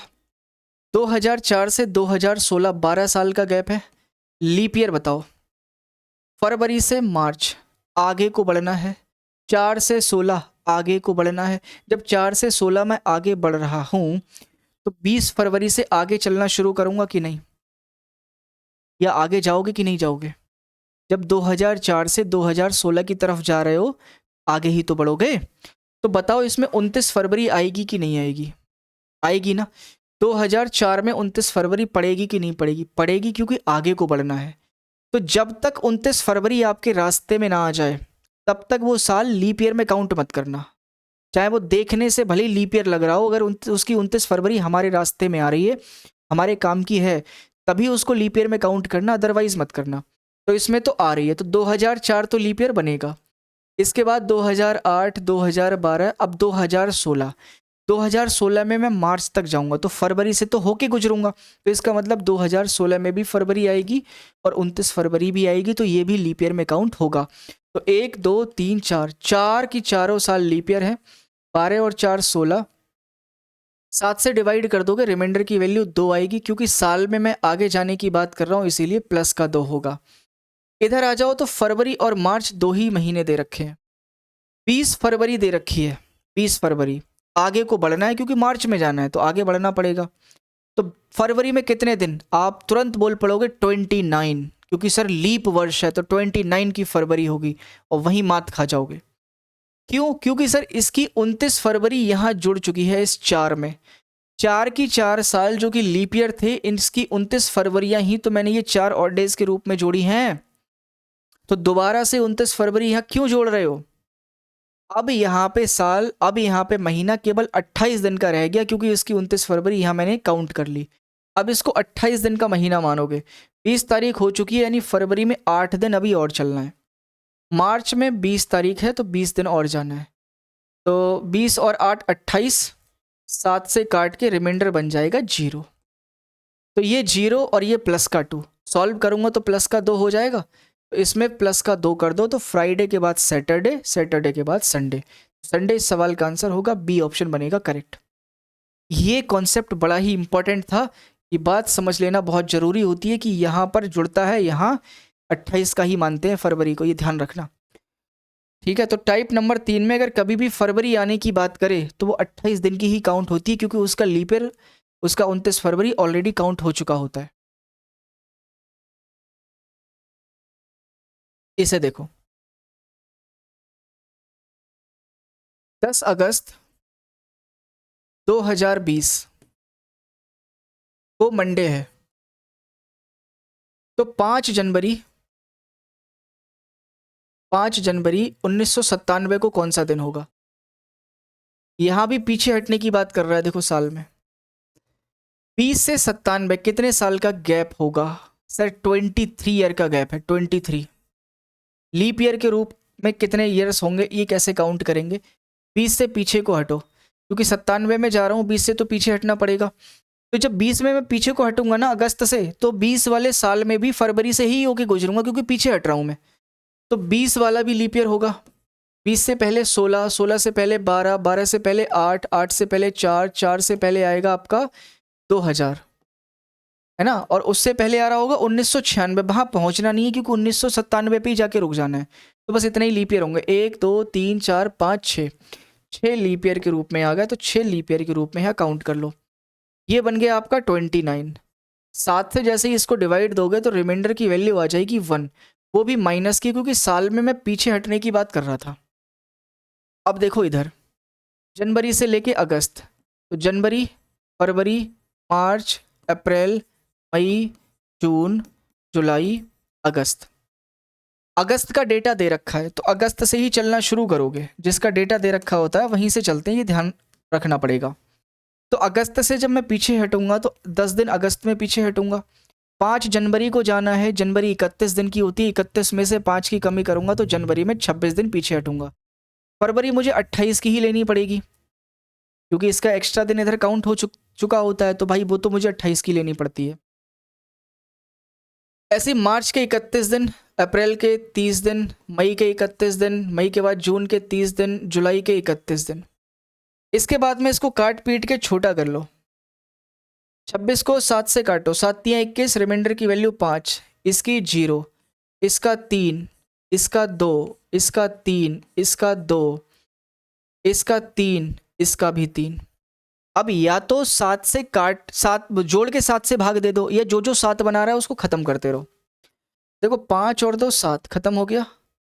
और कुछ ख़त्म हो रहा है? और कुछ ख़त्म नहीं हो रहा है। 3 3 6, 6 2 8, 8 और 3 11, 11 और 3 14। अब 7 से काटोगे फिर ख़त्म हो गया पूरा, रिमाइंडर आ गया 0। तो यहाँ का 0 और यहाँ का -1, कुल मिला के -1 हुआ। तो मंडे में से एक की कमी कर दोगे, आंसर आ जाएगा संडे। बात समझ में आई?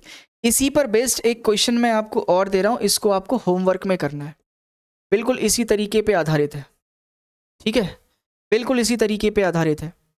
ध्यान से समझना, इसमें 1996 भी लीप ईयर के रूप में काउंट होगा। इससे पहले वाले सवाल में 6 लीप ईयर थे, यहाँ 7 हो जाएंगे, ठीक है। बिल्कुल इसी पैटर्न पर बेस्ड है, ये आपके लिए होमवर्क रहा।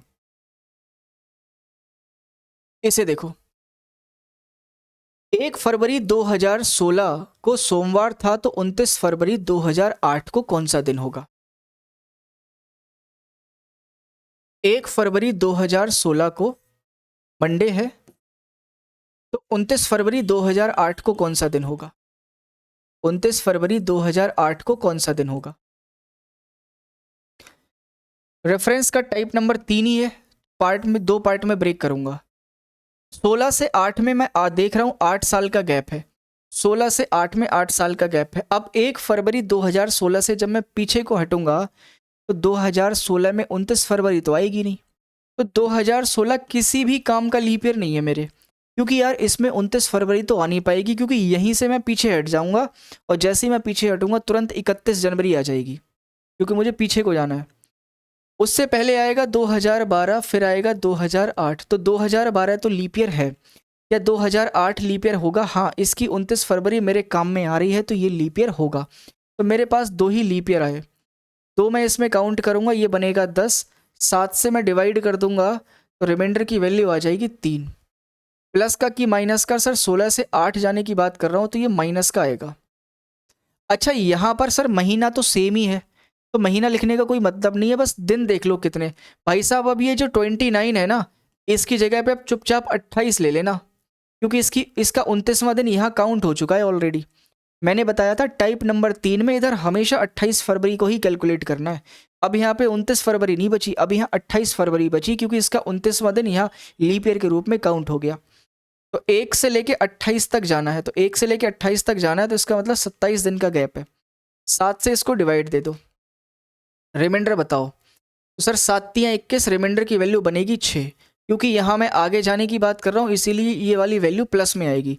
तो प्लस का 6 और माइनस का 3 बराबर होता है प्लस का 3। तो मंडे में 3 जोड़ दो, ट्यूसडे, वेंसडे, थर्सडे। तो थर्सडे सवाल का आंसर होगा ऑप्शन नंबर ए बनेगा मेरा करेक्ट।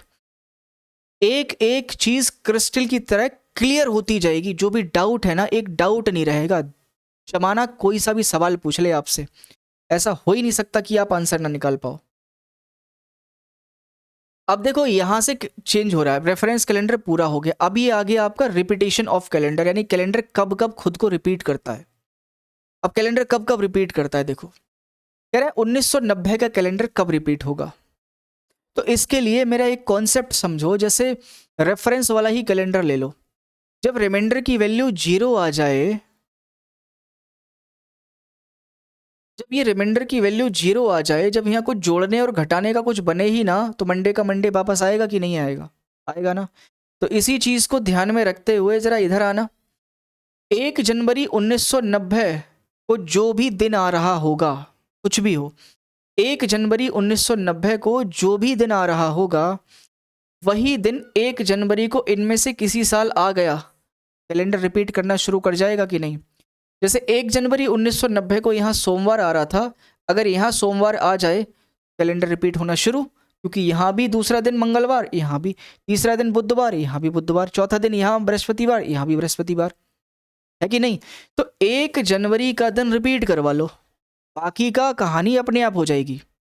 अब वो होगा कैसे, तो रिमाइंडर यानी ऑड डेज की वैल्यू 0 ले आओ, आराम से समझ लो, ये समझ में आ जाएगा कि भाई साहब 0 आ गया, मतलब जो पहला दिन वहां था वही पहला दिन यहाँ है, क्योंकि जोड़ने घटाने का कुछ बचेगा नहीं।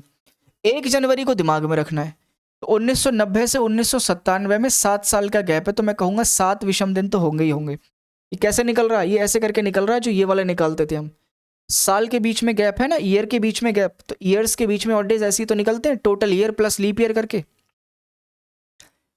तो ये बनेगा 7 साल का गैप है। लीप ईयर बताओ सर, लीप ईयर पड़ेगा 1992 और 1996, 2 लीप ईयर पड़ेंगे, ये बनेगा आपका 9। क्या ये 7 से काट के रिमाइंडर 0 दे पाएगा, सर इसका रिमाइंडर 0 नहीं आ पाया, रिमाइंडर 0 नहीं आया तो उत्तर नहीं है। 1996 भाई साहब ये तो लीप ईयर है, ये क्या है, लीप ईयर, आप चाहो तो देख लो, 6 साल का गैप है, लीप ईयर के रूप में 1 पड़ेगा केवल 1992। 1996 भी लीप ईयर है, लेकिन हम तो इसकी 1 जनवरी तक ही जाने की बात कर रहे हैं ना, तो इसमें लीप ईयर क्यों काउंट करेंगे हम इसको, तो 1 ही लीप ईयर पड़ेगा, 6 और 1 7, 7 से 7 को काटूंगा तो रिमाइंडर की वैल्यू 0 आ जाएगी। आपका आंसर होना चाहिए कि सर यही उत्तर है, फिर है ना, यही आंसर है। चलो 2000 की मैं बात करूं तो यहाँ पे मैं देखूंगा यार 10 साल का गैप है और लीप ईयर की वैल्यू आएगी 1992 1996, 2000 लीप ईयर में काउंट नहीं होगा क्योंकि हम 1 ही जनवरी तक जा रहे हैं। तो लीप ईयर की वैल्यू आई 2, टोटल बन गया 12, 7 से जब मैंने इसको डिवाइड दिया ना तो रिमाइंडर 0 नहीं बन पाया, ये तो आंसर नहीं बनेगा।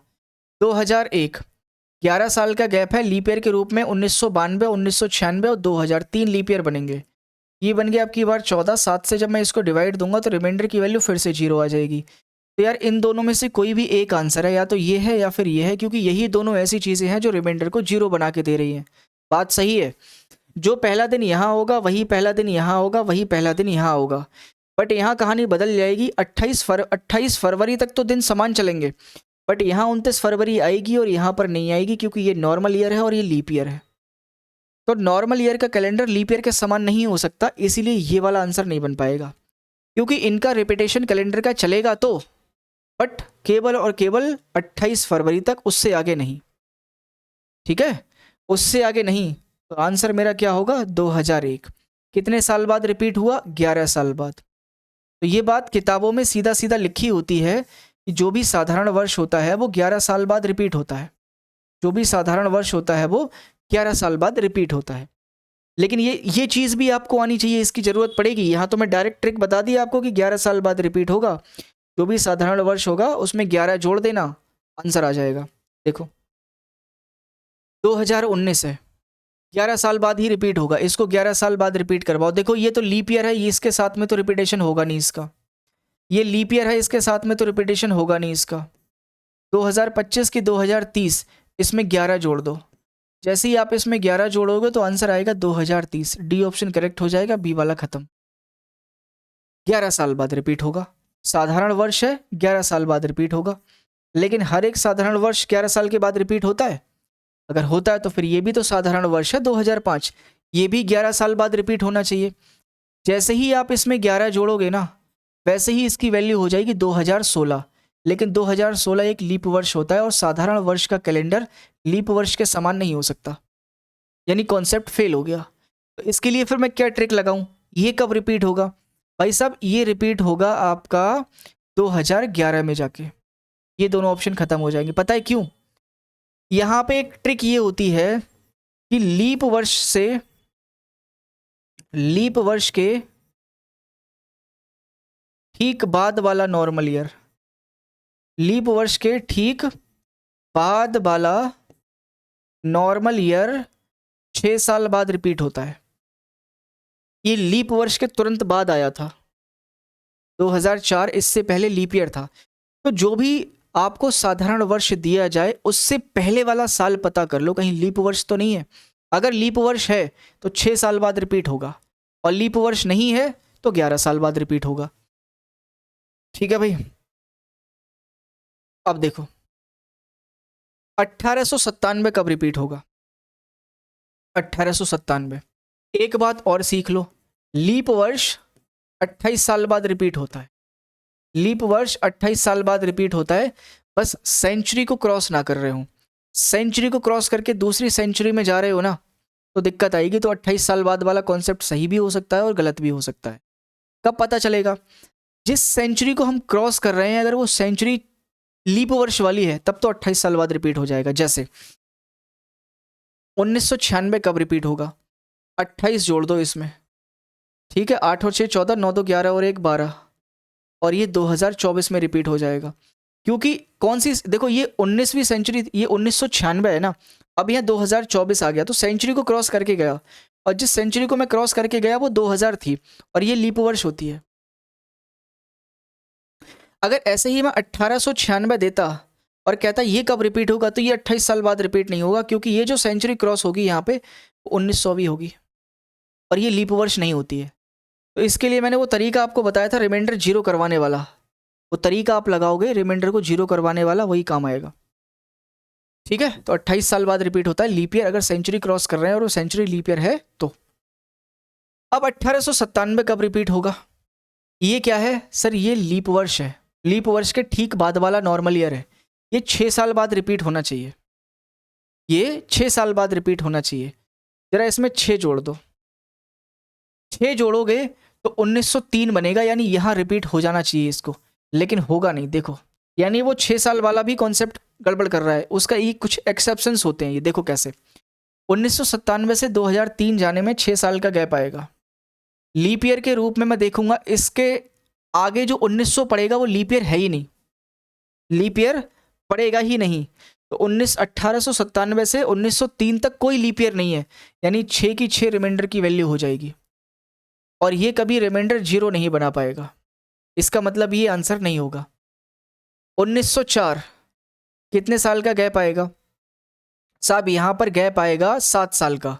यहाँ भी कोई लीप ईयर नहीं आएगा, ये लीप ईयर दिख बेशक रहा है, लेकिन मैं तो 1 जनवरी तक ही जाने की बात कर रहा हूँ, इसीलिए ये भी लीप ईयर में काउंट नहीं होगा, है ना। ये भी लीप ईयर में काउंट नहीं होगा, और इसको जैसे ही मैं 7 से डिवाइड दूंगा तो यहाँ रिमाइंडर की वैल्यू जीरो आ जाएगी। 1909 सर, यहाँ पर जब मैं देख रहा हूँ तो यहाँ पर कितने साल का गैप है? 9 और 3 12 साल का गैप है। लीप ईयर के रूप में मेरे पास में 1904 और 1908 दो लीप ईयर पड़ेंगे, वैल्यू हो गई 14। 7 से मैं डिवाइड दूंगा, रिमाइंडर की वैल्यू यहाँ पर जीरो आएगी। यहाँ पर जब मैंने देखा तो यहाँ पर गैप है मेरे पास में 11 साल का, और लीप ईयर की वैल्यू है मेरे पास में केवल और केवल 1, क्योंकि 1908 लीप ईयर में काउंट होगा नहीं, क्योंकि 1 जनवरी तक ही जाएंगे। तो ये वैल्यू हो जाएगी 13, और ये 13 अगर वैल्यू हो जाएगी तो यहाँ रिमाइंडर जीरो नहीं बन पाएगा, इसीलिए ये भी आंसर नहीं है, ये भी। अब इन दोनों में कौन सा आंसर है यार? ये तो लीप वर्ष है ना, लीप वर्ष कभी भी नॉर्मल ईयर के समान तो हो नहीं सकता, नॉर्मल ईयर के समान तो लीप वर्ष हो नहीं सकता, इसीलिए आंसर क्या होगा मेरे पास में? 1909। तो इसीलिए मैं आपसे कह रहा हूं, हर चीज ट्रिक से याद मत करो, कॉन्सेप्ट आना जरूरी होता है। रिमाइंडर कैसे जीरो हो रहा है ये बात आपको पता होनी चाहिए, तभी निकाल पाओगे, नहीं तो फंस जाओगे। डायरेक्ट ट्रिक मारोगे, खत्म हो जाएगी कहानी। ठीक। कह रहे 2020 में बुधवार कितनी बार आएगा? इस पे अभी चर्चा करेंगे, लेकिन इससे पहले कुछ और चीजें लिखो। जन्मदिन वाले सवालों पे आओ। अनु अपना जन्मदिन, आएंगे उस पे, अभी उसका कॉन्सेप्ट समझाएंगे फिर। अनु अपना जन्मदिन 6 मार्च 2004 को मनाती है, वह फिर से कब अपना जन्मदिन उसी दिन मना पाएगी, यानी रविवार को फिर से कब मना पाएगी। अब इन सवालों में ना वो रिमाइंडर को जीरो कराने वाली टेक्निक आनी चाहिए। डायरेक्ट नहीं मार पाओगे, डायरेक्ट मारने की कोशिश की नहीं और आपका बेड़ा गर्क हुआ नहीं, आपकी लुटिया डूबी नहीं, समझ लो। तो इसीलिए रिमाइंडर को जीरो कराने वाला कॉन्सेप्ट आना ही चाहिए। देखो 6 मार्च को ध्यान में रखना है। जब हम साल वाला कैलेंडर रिपीट करवाते हैं ना तो 1 जनवरी दिमाग में रखते हैं, क्योंकि पूरा कैलेंडर रिपीट कराना होता है। यहाँ पर पूरा कैलेंडर रिपीट नहीं करवाना है, यहाँ पे सिर्फ 6 मार्च का दिन रिपीट करवाना है। तो इस बात से कोई फर्क नहीं पड़ेगा कि वो दिन लीप ईयर का है या नॉर्मल ईयर का है, हमें सिर्फ एक दिन से मतलब है। कैसे भी करके 6 मार्च को इनमें से किसी भी साल को रविवार हो जाए, दैट्स इट, चाहे वो लीप ईयर का हो चाहे वो नॉर्मल ईयर का हो। देखो ध्यान से, 6 मार्च को ध्यान में रखना। 2004 से चलना शुरू किया, 2008 में गए तो 4 साल का गैप आया। इस बीच ये तो लीप ईयर है नहीं, क्योंकि इसमें की तो 29 फरवरी निकल गई, और 2008 में 6 मार्च तक जाओगे तो लीप ईयर पड़ जाएगा। ये वैल्यू बन गई 5। क्या ये रिमाइंडर जीरो बना पाएगी? नहीं, खत्म कहानी, यहाँ पे रिपीट नहीं होगा। 2009, 4 से 9 जा रहे हो, 5 साल का गैप है। लीप ईयर के रूप में कितने लीप ईयर पड़ेंगे? 4 तो लीप ईयर हट ही चुका है, 1 लीप ईयर पड़ेगा 2008 वाला, वैल्यू बन गई 6। क्या यहाँ पे रिमाइंडर जीरो बन पाएगा? नहीं, आंसर नहीं होगा। 2010, 6 साल का गैप है। लीप ईयर के रूप में 2 है मेरे पास में, सॉरी लीप ईयर के रूप में 1 है, 2008, ये वैल्यू बन गई 7। 7 से 7 को डिवाइड दूंगा, रिमाइंडर की वैल्यू आ गई 0। यही मुझे चाहिए था, यही आंसर है। 2011 में 7 साल का गैप है, लीप ईयर की वैल्यू आएगी मेरे पास में 1, जो कि 2008 है। यहाँ पे 8 बन गया, यहाँ रिमाइंडर 0 नहीं हो सकता। तो बात आपके समझ में आई कि नहीं आई?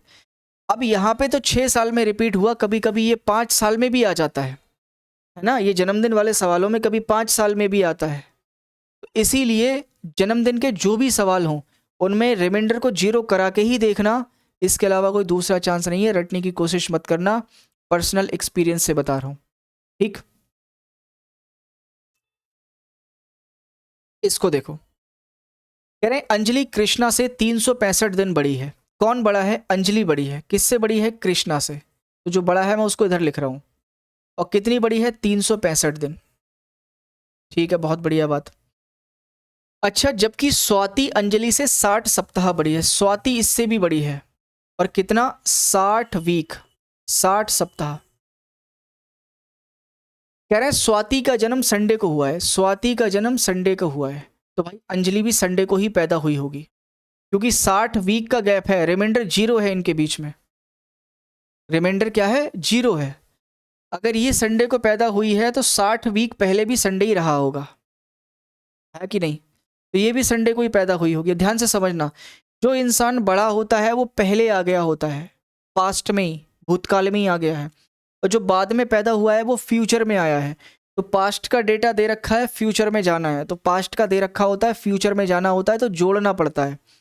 ये संडे को पैदा हुई है, ये भी संडे को ही पैदा हो गई। 60 वीक का मतलब रिमाइंडर 0 है, ठीक है। ये संडे को, ये भी संडे को। 365 दिन का मतलब होता है 7 से डिवाइड करके 1 विषम दिन। इसको 7 से डिवाइड करोगे तो 1 विषम दिन, और वो 1 इसमें जोड़ दूं कि घटा दूं? सर आपको जोड़ना पड़ेगा, क्योंकि आप फ्यूचर में जा रहे हो। ये पास्ट में पैदा हुआ था, ये फ्यूचर में पैदा हुआ है, तो संडे में 1 जोड़ दोगे। ये मंडे को पैदा हुई है, ठीक है। कृष्णा कब पैदा हुई है? मंडे को। तो जो भी ये गैप वाले क्वेश्चंस होते हैं ना, उनको ऐसे ही करना होता है। मान लो यहाँ पे ये कंप्लीट नहीं होता तो इसको और इसको जोड़ लेते, और 7 से डिवाइड कर देते, और फिर जोड़ना होता, क्योंकि फ्यूचर में जा रहे हैं। और इसका दे रखा होता, इधर जाना होता तो घटाना होता, ठीक है। अब देखो ये क्वेश्चन शुरू हुए, इससे पहले आपको कुछ बातें सीखनी पड़ेंगी। इससे पहले एक क्वेश्चन और कर लो, उसके बाद फिर मैं आपको वो चीज़ सिखाऊंगा जो आपको कोड से मुक्ति दिलाएगी। देखो, खुशी को याद है कि उसके भाई का जन्मदिन 27 फरवरी के बाद है, लेकिन 21 फरवरी से पहले है। कह रहा है 27 फरवरी के तो बाद है, सॉरी 17 फरवरी के बाद है, और 21 से पहले है, यानी 17 और 21 के बीच में है। ये बात तो डन है, खुशी ने कहा। अब उसका भाई कहता है कि ना, जन्मदिन 19 फरवरी और 24 के बीच में है। तो 19 तो इससे पहले आएगी, इसके बाद में होगी, और इससे पहले होगी। और कह रहा है 24 तो 21 के बाद ही आएगा। यानी ऐसा डेटा बताओ जो 17 और 21 के बीच में भी हो और 19 और 24 के बीच में भी हो, यानी यहाँ पे होगा जन्मदिन और यहाँ पे एक ही तारीख बची, वो कौन सी है 20, यानी उसके भाई का जन्मदिन 20 फरवरी को है। तो ऐसे क्वेश्चन बड़े आसान होते हैं, उम्मीद करूँगा ये सारे के सारे सवाल आप कर पाओगे। ठीक है, अब मैं आपको लिए चलता हूँ एक बहुत ही धाकड़ कॉन्सेप्ट पर, जहाँ से जाके आप फंस सकते हो और मैं आपको कोड से बचाना चाह रहा हूँ। देखो कैसे, मैं आपको कॉन्सेप्ट पे लेके चलना चाह रहा हूं first day and last day of century, शताब्दी का प्रथम दिन व अंतिम दिन। ठीक है, शताब्दी का प्रथम दिन व अंतिम दिन। मैं इसमें बहुत सारी चीज़ें लिखूंगा, लेकिन आपको सारी चीज़ें याद नहीं करनी है, आपको सारी चीज़ें याद नहीं करनी है, आपको जो मैं कहूँगा वही याद करना है सिर्फ। ठीक है, तो मैंने एक कॉलम तो आपका ये लिखा, टेबल बना रहा हूँ पूरी। पहला कॉलम, फिर दूसरा कॉलम, फिर ये रहा तीसरा,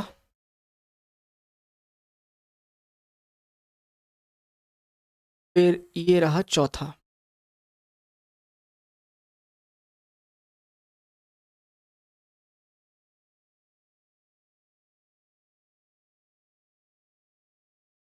देखो यहां लिखा मैंने फर्स्ट डे, यहां मैंने लिखा, नहीं एक कॉलम कम बना भाई, एक और बनाते हैं, एक और बनाते हैं, एक और बनाते हैं।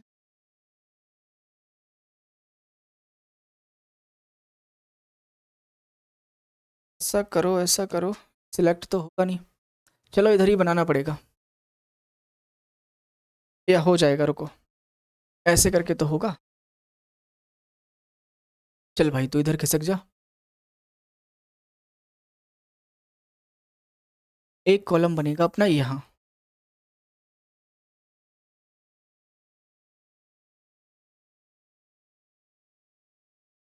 ठीक है, अब देखो यहाँ पे मैंने लिखा फर्स्ट डे, यहाँ पे आपका आएगा ईयर्स, यहाँ पे आपका आएगा ऑड डेज, यहाँ पर आएगा लास्ट डे। अब ध्यान से समझना, बड़ा ही इंपॉर्टेंट चीज़ है ये, क्योंकि बात अगर सेंचुरी की हो रही है, बात अगर सेंचुरी की हो रही है, सेंचुरी का मतलब तो 100 साल होता है, तो मैंने बात की पहले 100 साल, पहले 100 साल में कितने विषम दिन रहे होंगे, कितने ऑड डेज रहे होंगे। तो 100 साल में 100 ऑड डेज तो होंगे ही होंगे, जितने लीप ईयर आएंगे उतने ऑड डेज एक्स्ट्रा होंगे। अरे साल के ऑड डेज ऐसे तो निकलते हैं total year plus leap year करके, वही तो कर रहा हूं मैं। 100 साल हैं उसके ऑड डेज चाहिए, तो total year plus leap year करना पड़ेगा। इसकी वैल्यू हो गई 124। ऑड डेज 7 से बड़े तो हो नहीं सकते, 7 से काटोगे रिमाइंडर की वैल्यू आ जाएगी 5। बहुत बढ़िया। फिर मैंने 200 साल की बात की, तो कहोगे यार 200 में 200 तो होंगे ही, 48 लीप ईयर होते हैं, तो कुल मिला के 248 हो गया। 7 से बड़ा नहीं हो सकता, 7 से काटोगे रिमाइंडर की वैल्यू आ जाएगी 3। फिर 300 साल का निकालोगे, तो 300 तो होंगे ही होंगे प्लस 72 लीप ईयर, ये बनेगा आपका 372। 7 से बड़ा हो नहीं सकता, 7 से काटोगे रिमाइंडर की वैल्यू आएगी 1। फिर 400 साल का निकालोगे, तो इसको कहोगे 400 तो होंगे ही होंगे प्लस 97 लीप ईयर होने की वजह से एक्स्ट्रा होंगे, तो 497। 7 से डिवाइड दोगे रिमाइंडर की वैल्यू आ जाएगी 0। ठीक है, रिमाइंडर की वैल्यू आ गई 0। अब नजरे सामने,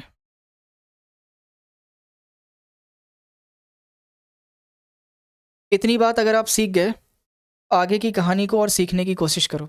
मैंने स्टार्टिंग में आपसे कहा था कि कैलेंडर आपका 400 साल के लिए बना है, आओ प्रूफ करते हैं। अगर मैं 500 का निकालने की कोशिश करूं, तो 500 को मैं 400 प्लस का 100 कह सकता हूं, 400 प्लस का 100 साल। 400 के विषम दिन मैंने 0 निकाल लिए और 100 साल के विषम दिन मैंने ऊपर 5 निकाले हैं। बराबर 5 होगा कि नहीं होगा? ठीक है, चलो बहुत बढ़िया। अच्छा, फिर मैं 600 साल के निकालने की बात कर रहा हूँ। 600 को 400 प्लस का 200 कहोगे? 400 का 0 होता है, 200 का यहाँ से निकाला है 3, दोनों को जोड़ूंगा तो 3 आएगा। ठीक। 700 साल का निकालूंगा तो 700 को 400 प्लस का 3 कहूँगा, 400 प्लस का 300 कहूँगा। 400 का 0 होता है और 300 का 1 होता है, दोनों को जोड़ूंगा तो 1 ही तो आएगा। फिर मैं 800 साल का निकालूंगा तो 800 को 400 प्लस 400 बोलूँगा, इसका भी 0, इसका भी 0, 0 प्लस 0 0, तो 5310 मेरे पास में रिमाइंडर यहाँ बच रहा है। 5310 रिमाइंडर मेरे पास में यहाँ बच रहा है। ये इस बात का सबूत है, ये इस बात का सबूत है कि कैलेंडर 400 साल के लिए ही बना है, इसके बाद में रिपीट करना शुरू कर देता है। तो जो 5वीं शताब्दी आएगी वो कुछ और ना हो कि पहली ही शताब्दी दोबारा रिपीट होगी। जो 6ठी शताब्दी आएगी वो कुछ और ना हो कि सेकंड वाली शताब्दी ही दोबारा रिपीट करना शुरू करेगी। बात समझ पा रहे हो? तो यहाँ से एक बात क्लियर होती है, एक बात मुझे समझ में आती है कि पूरी शताब्दी का कैलेंडर 400 साल के बाद रिपीट होता है। पूरी शताब्दी का कैलेंडर या पूरी सेंचुरी का कैलेंडर, पूरी सेंचुरी का कैलेंडर 400 साल बाद रिपीट होता है। 400 साल बाद रिपीट होता है। अगर क्वेश्चन पूछ ले कि पूरी सेंचुरी का कैलेंडर कब रिपीट होगा, तो 400 साल के बाद रिपीट होगा।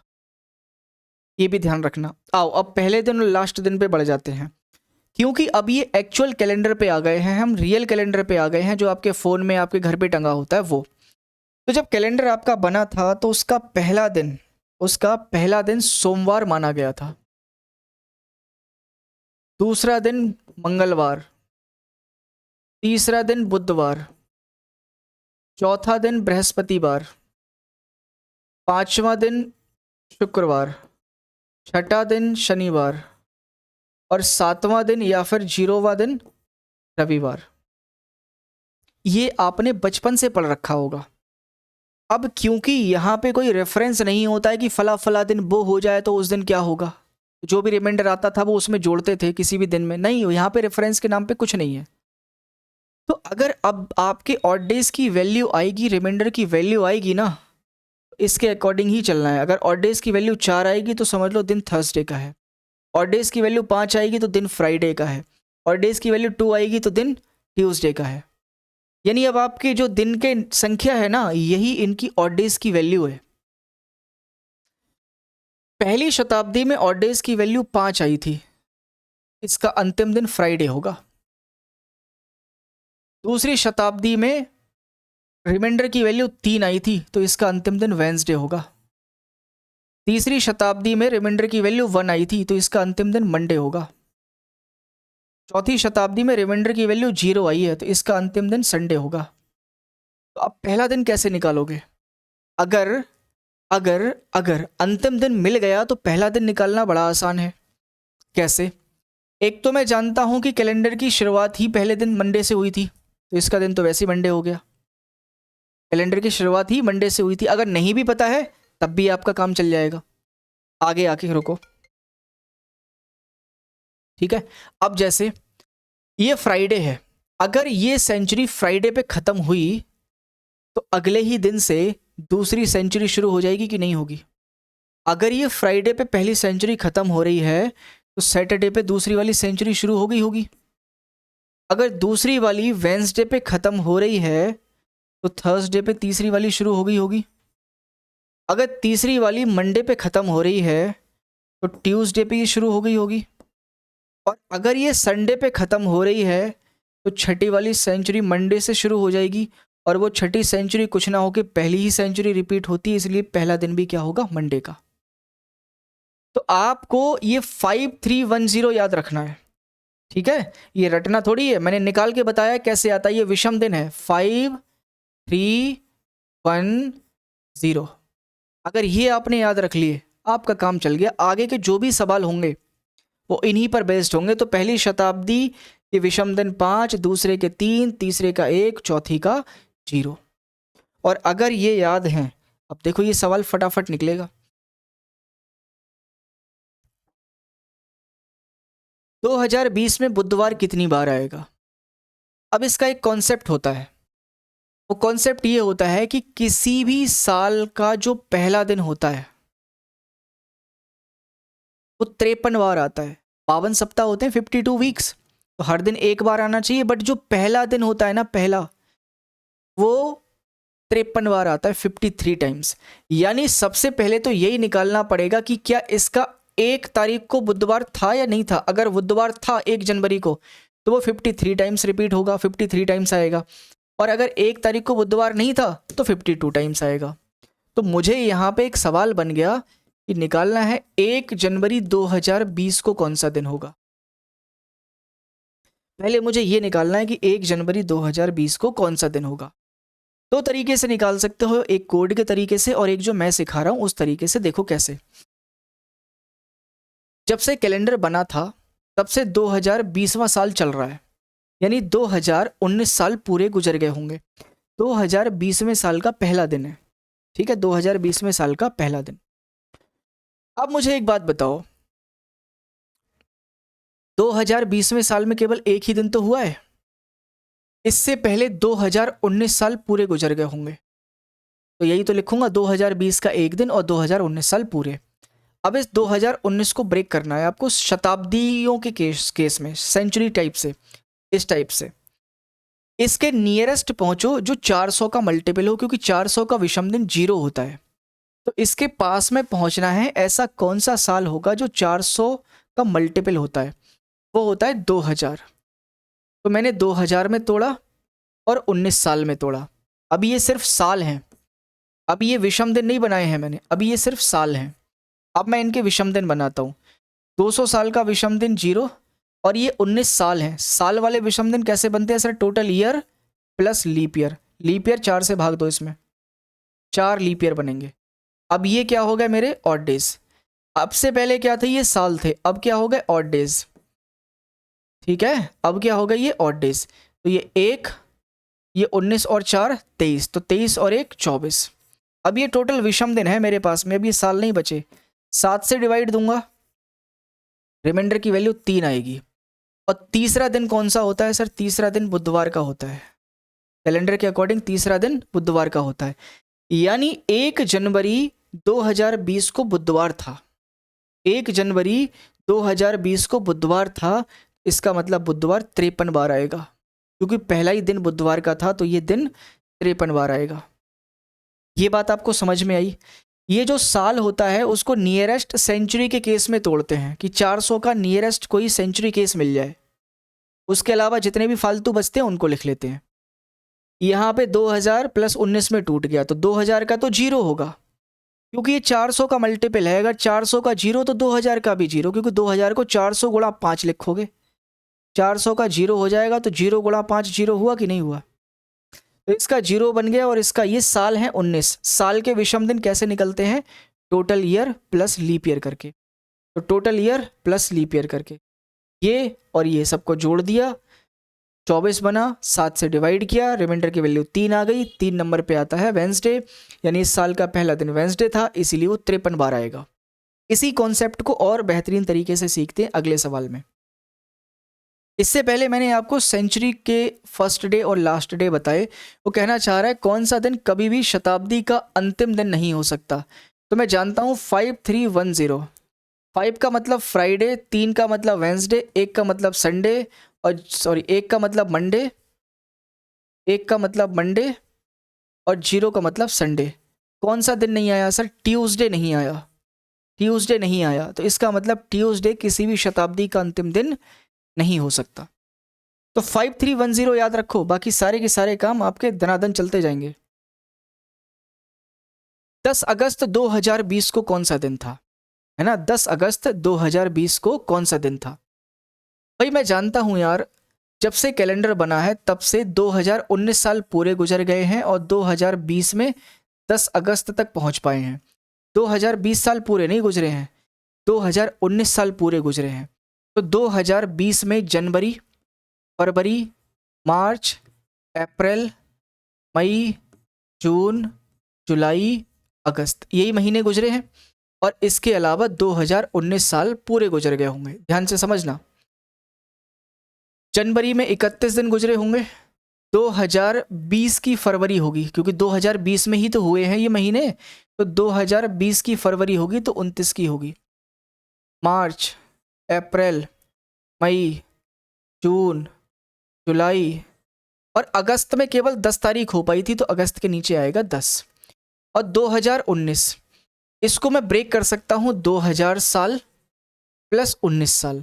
अभी मैं विषम दिन नहीं बना रहा हूँ, अब मैं विषम दिन बनाऊंगा। देखो अभी तो मैंने सिर्फ ब्रेक करी है कहानी, इसके दिन के नाम लिखे और इस साल को ब्रेक किया। अब मैं विषम दिन बनाऊंगा।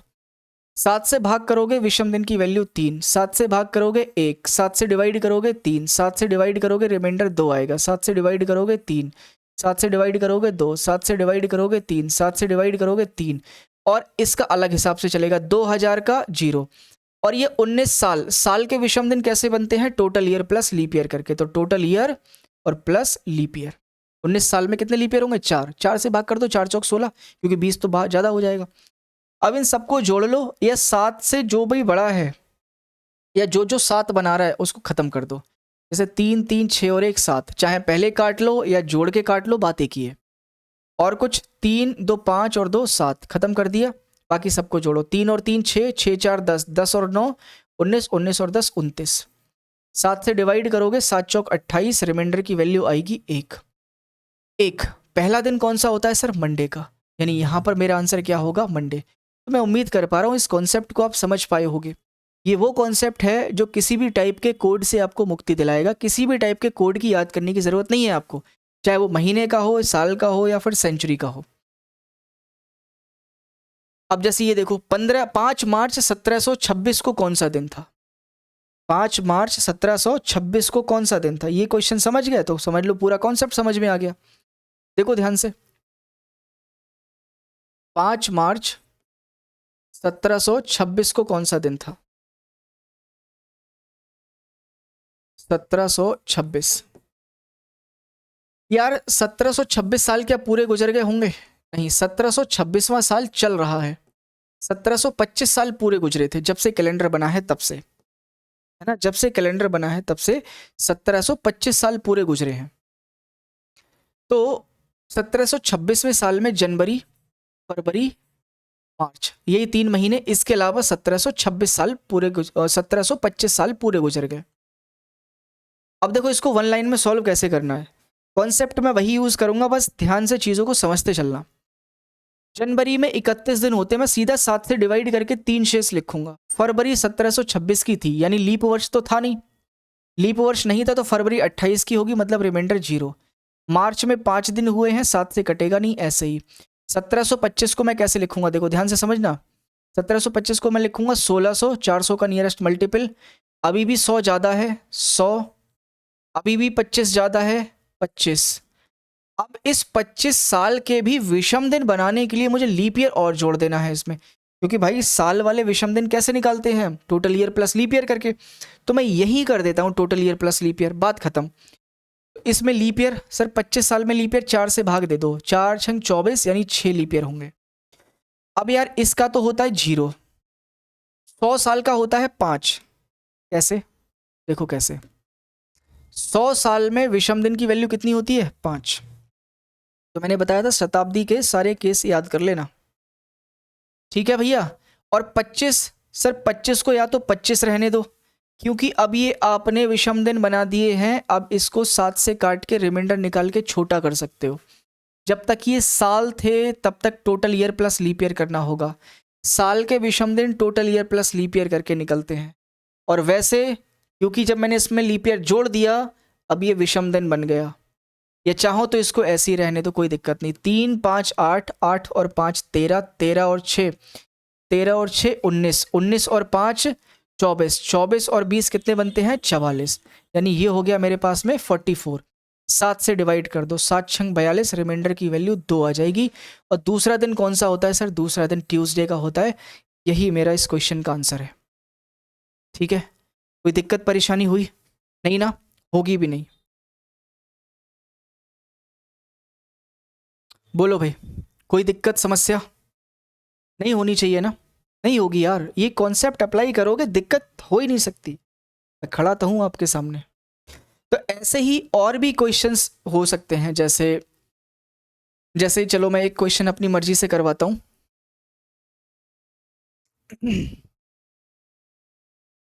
जैसे जैसे मान लो मार्च 2024 या 2025 ले लो, मार्च 2025 में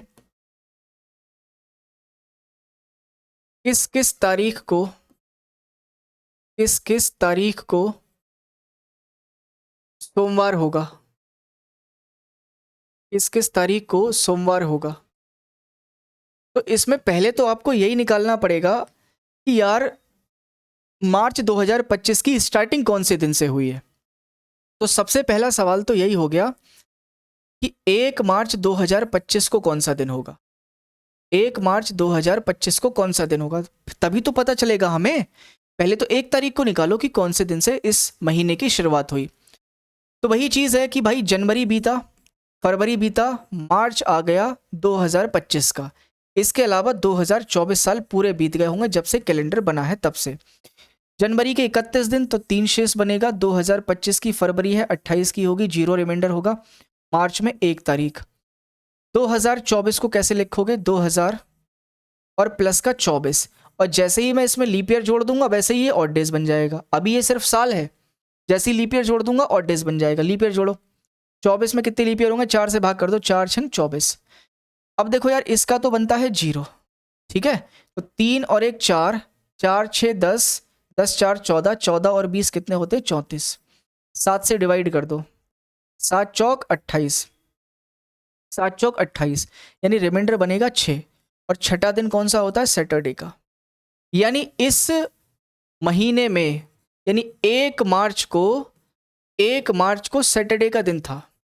छठा दिन कौन सा होता है, सैटरडे का, ठीक है। तो 1 मार्च को सैटरडे था, मुझे देखना है पहला सोमवार कब पड़ेगा। जब 1 तारीख को सैटरडे हो गया तो 2 तारीख को संडे होगा और 3 तारीख को मंडे होगा। 3 मार्च को मंडे होगा, पहला मंडे 3 मार्च को पड़ गया। अब हर 7 दिन बाद मंडे आएगा। 7 जोड़ो इसमें 10, 7 जोड़ो इसमें 17, 7 जोड़ो इसमें 24, 7 जोड़ो इसमें 31। क्या मार्च 31 का होता है, हाँ। तो ऑप्शन ऐसे करके लिखा होगा 3, 10, 17, 24, 31।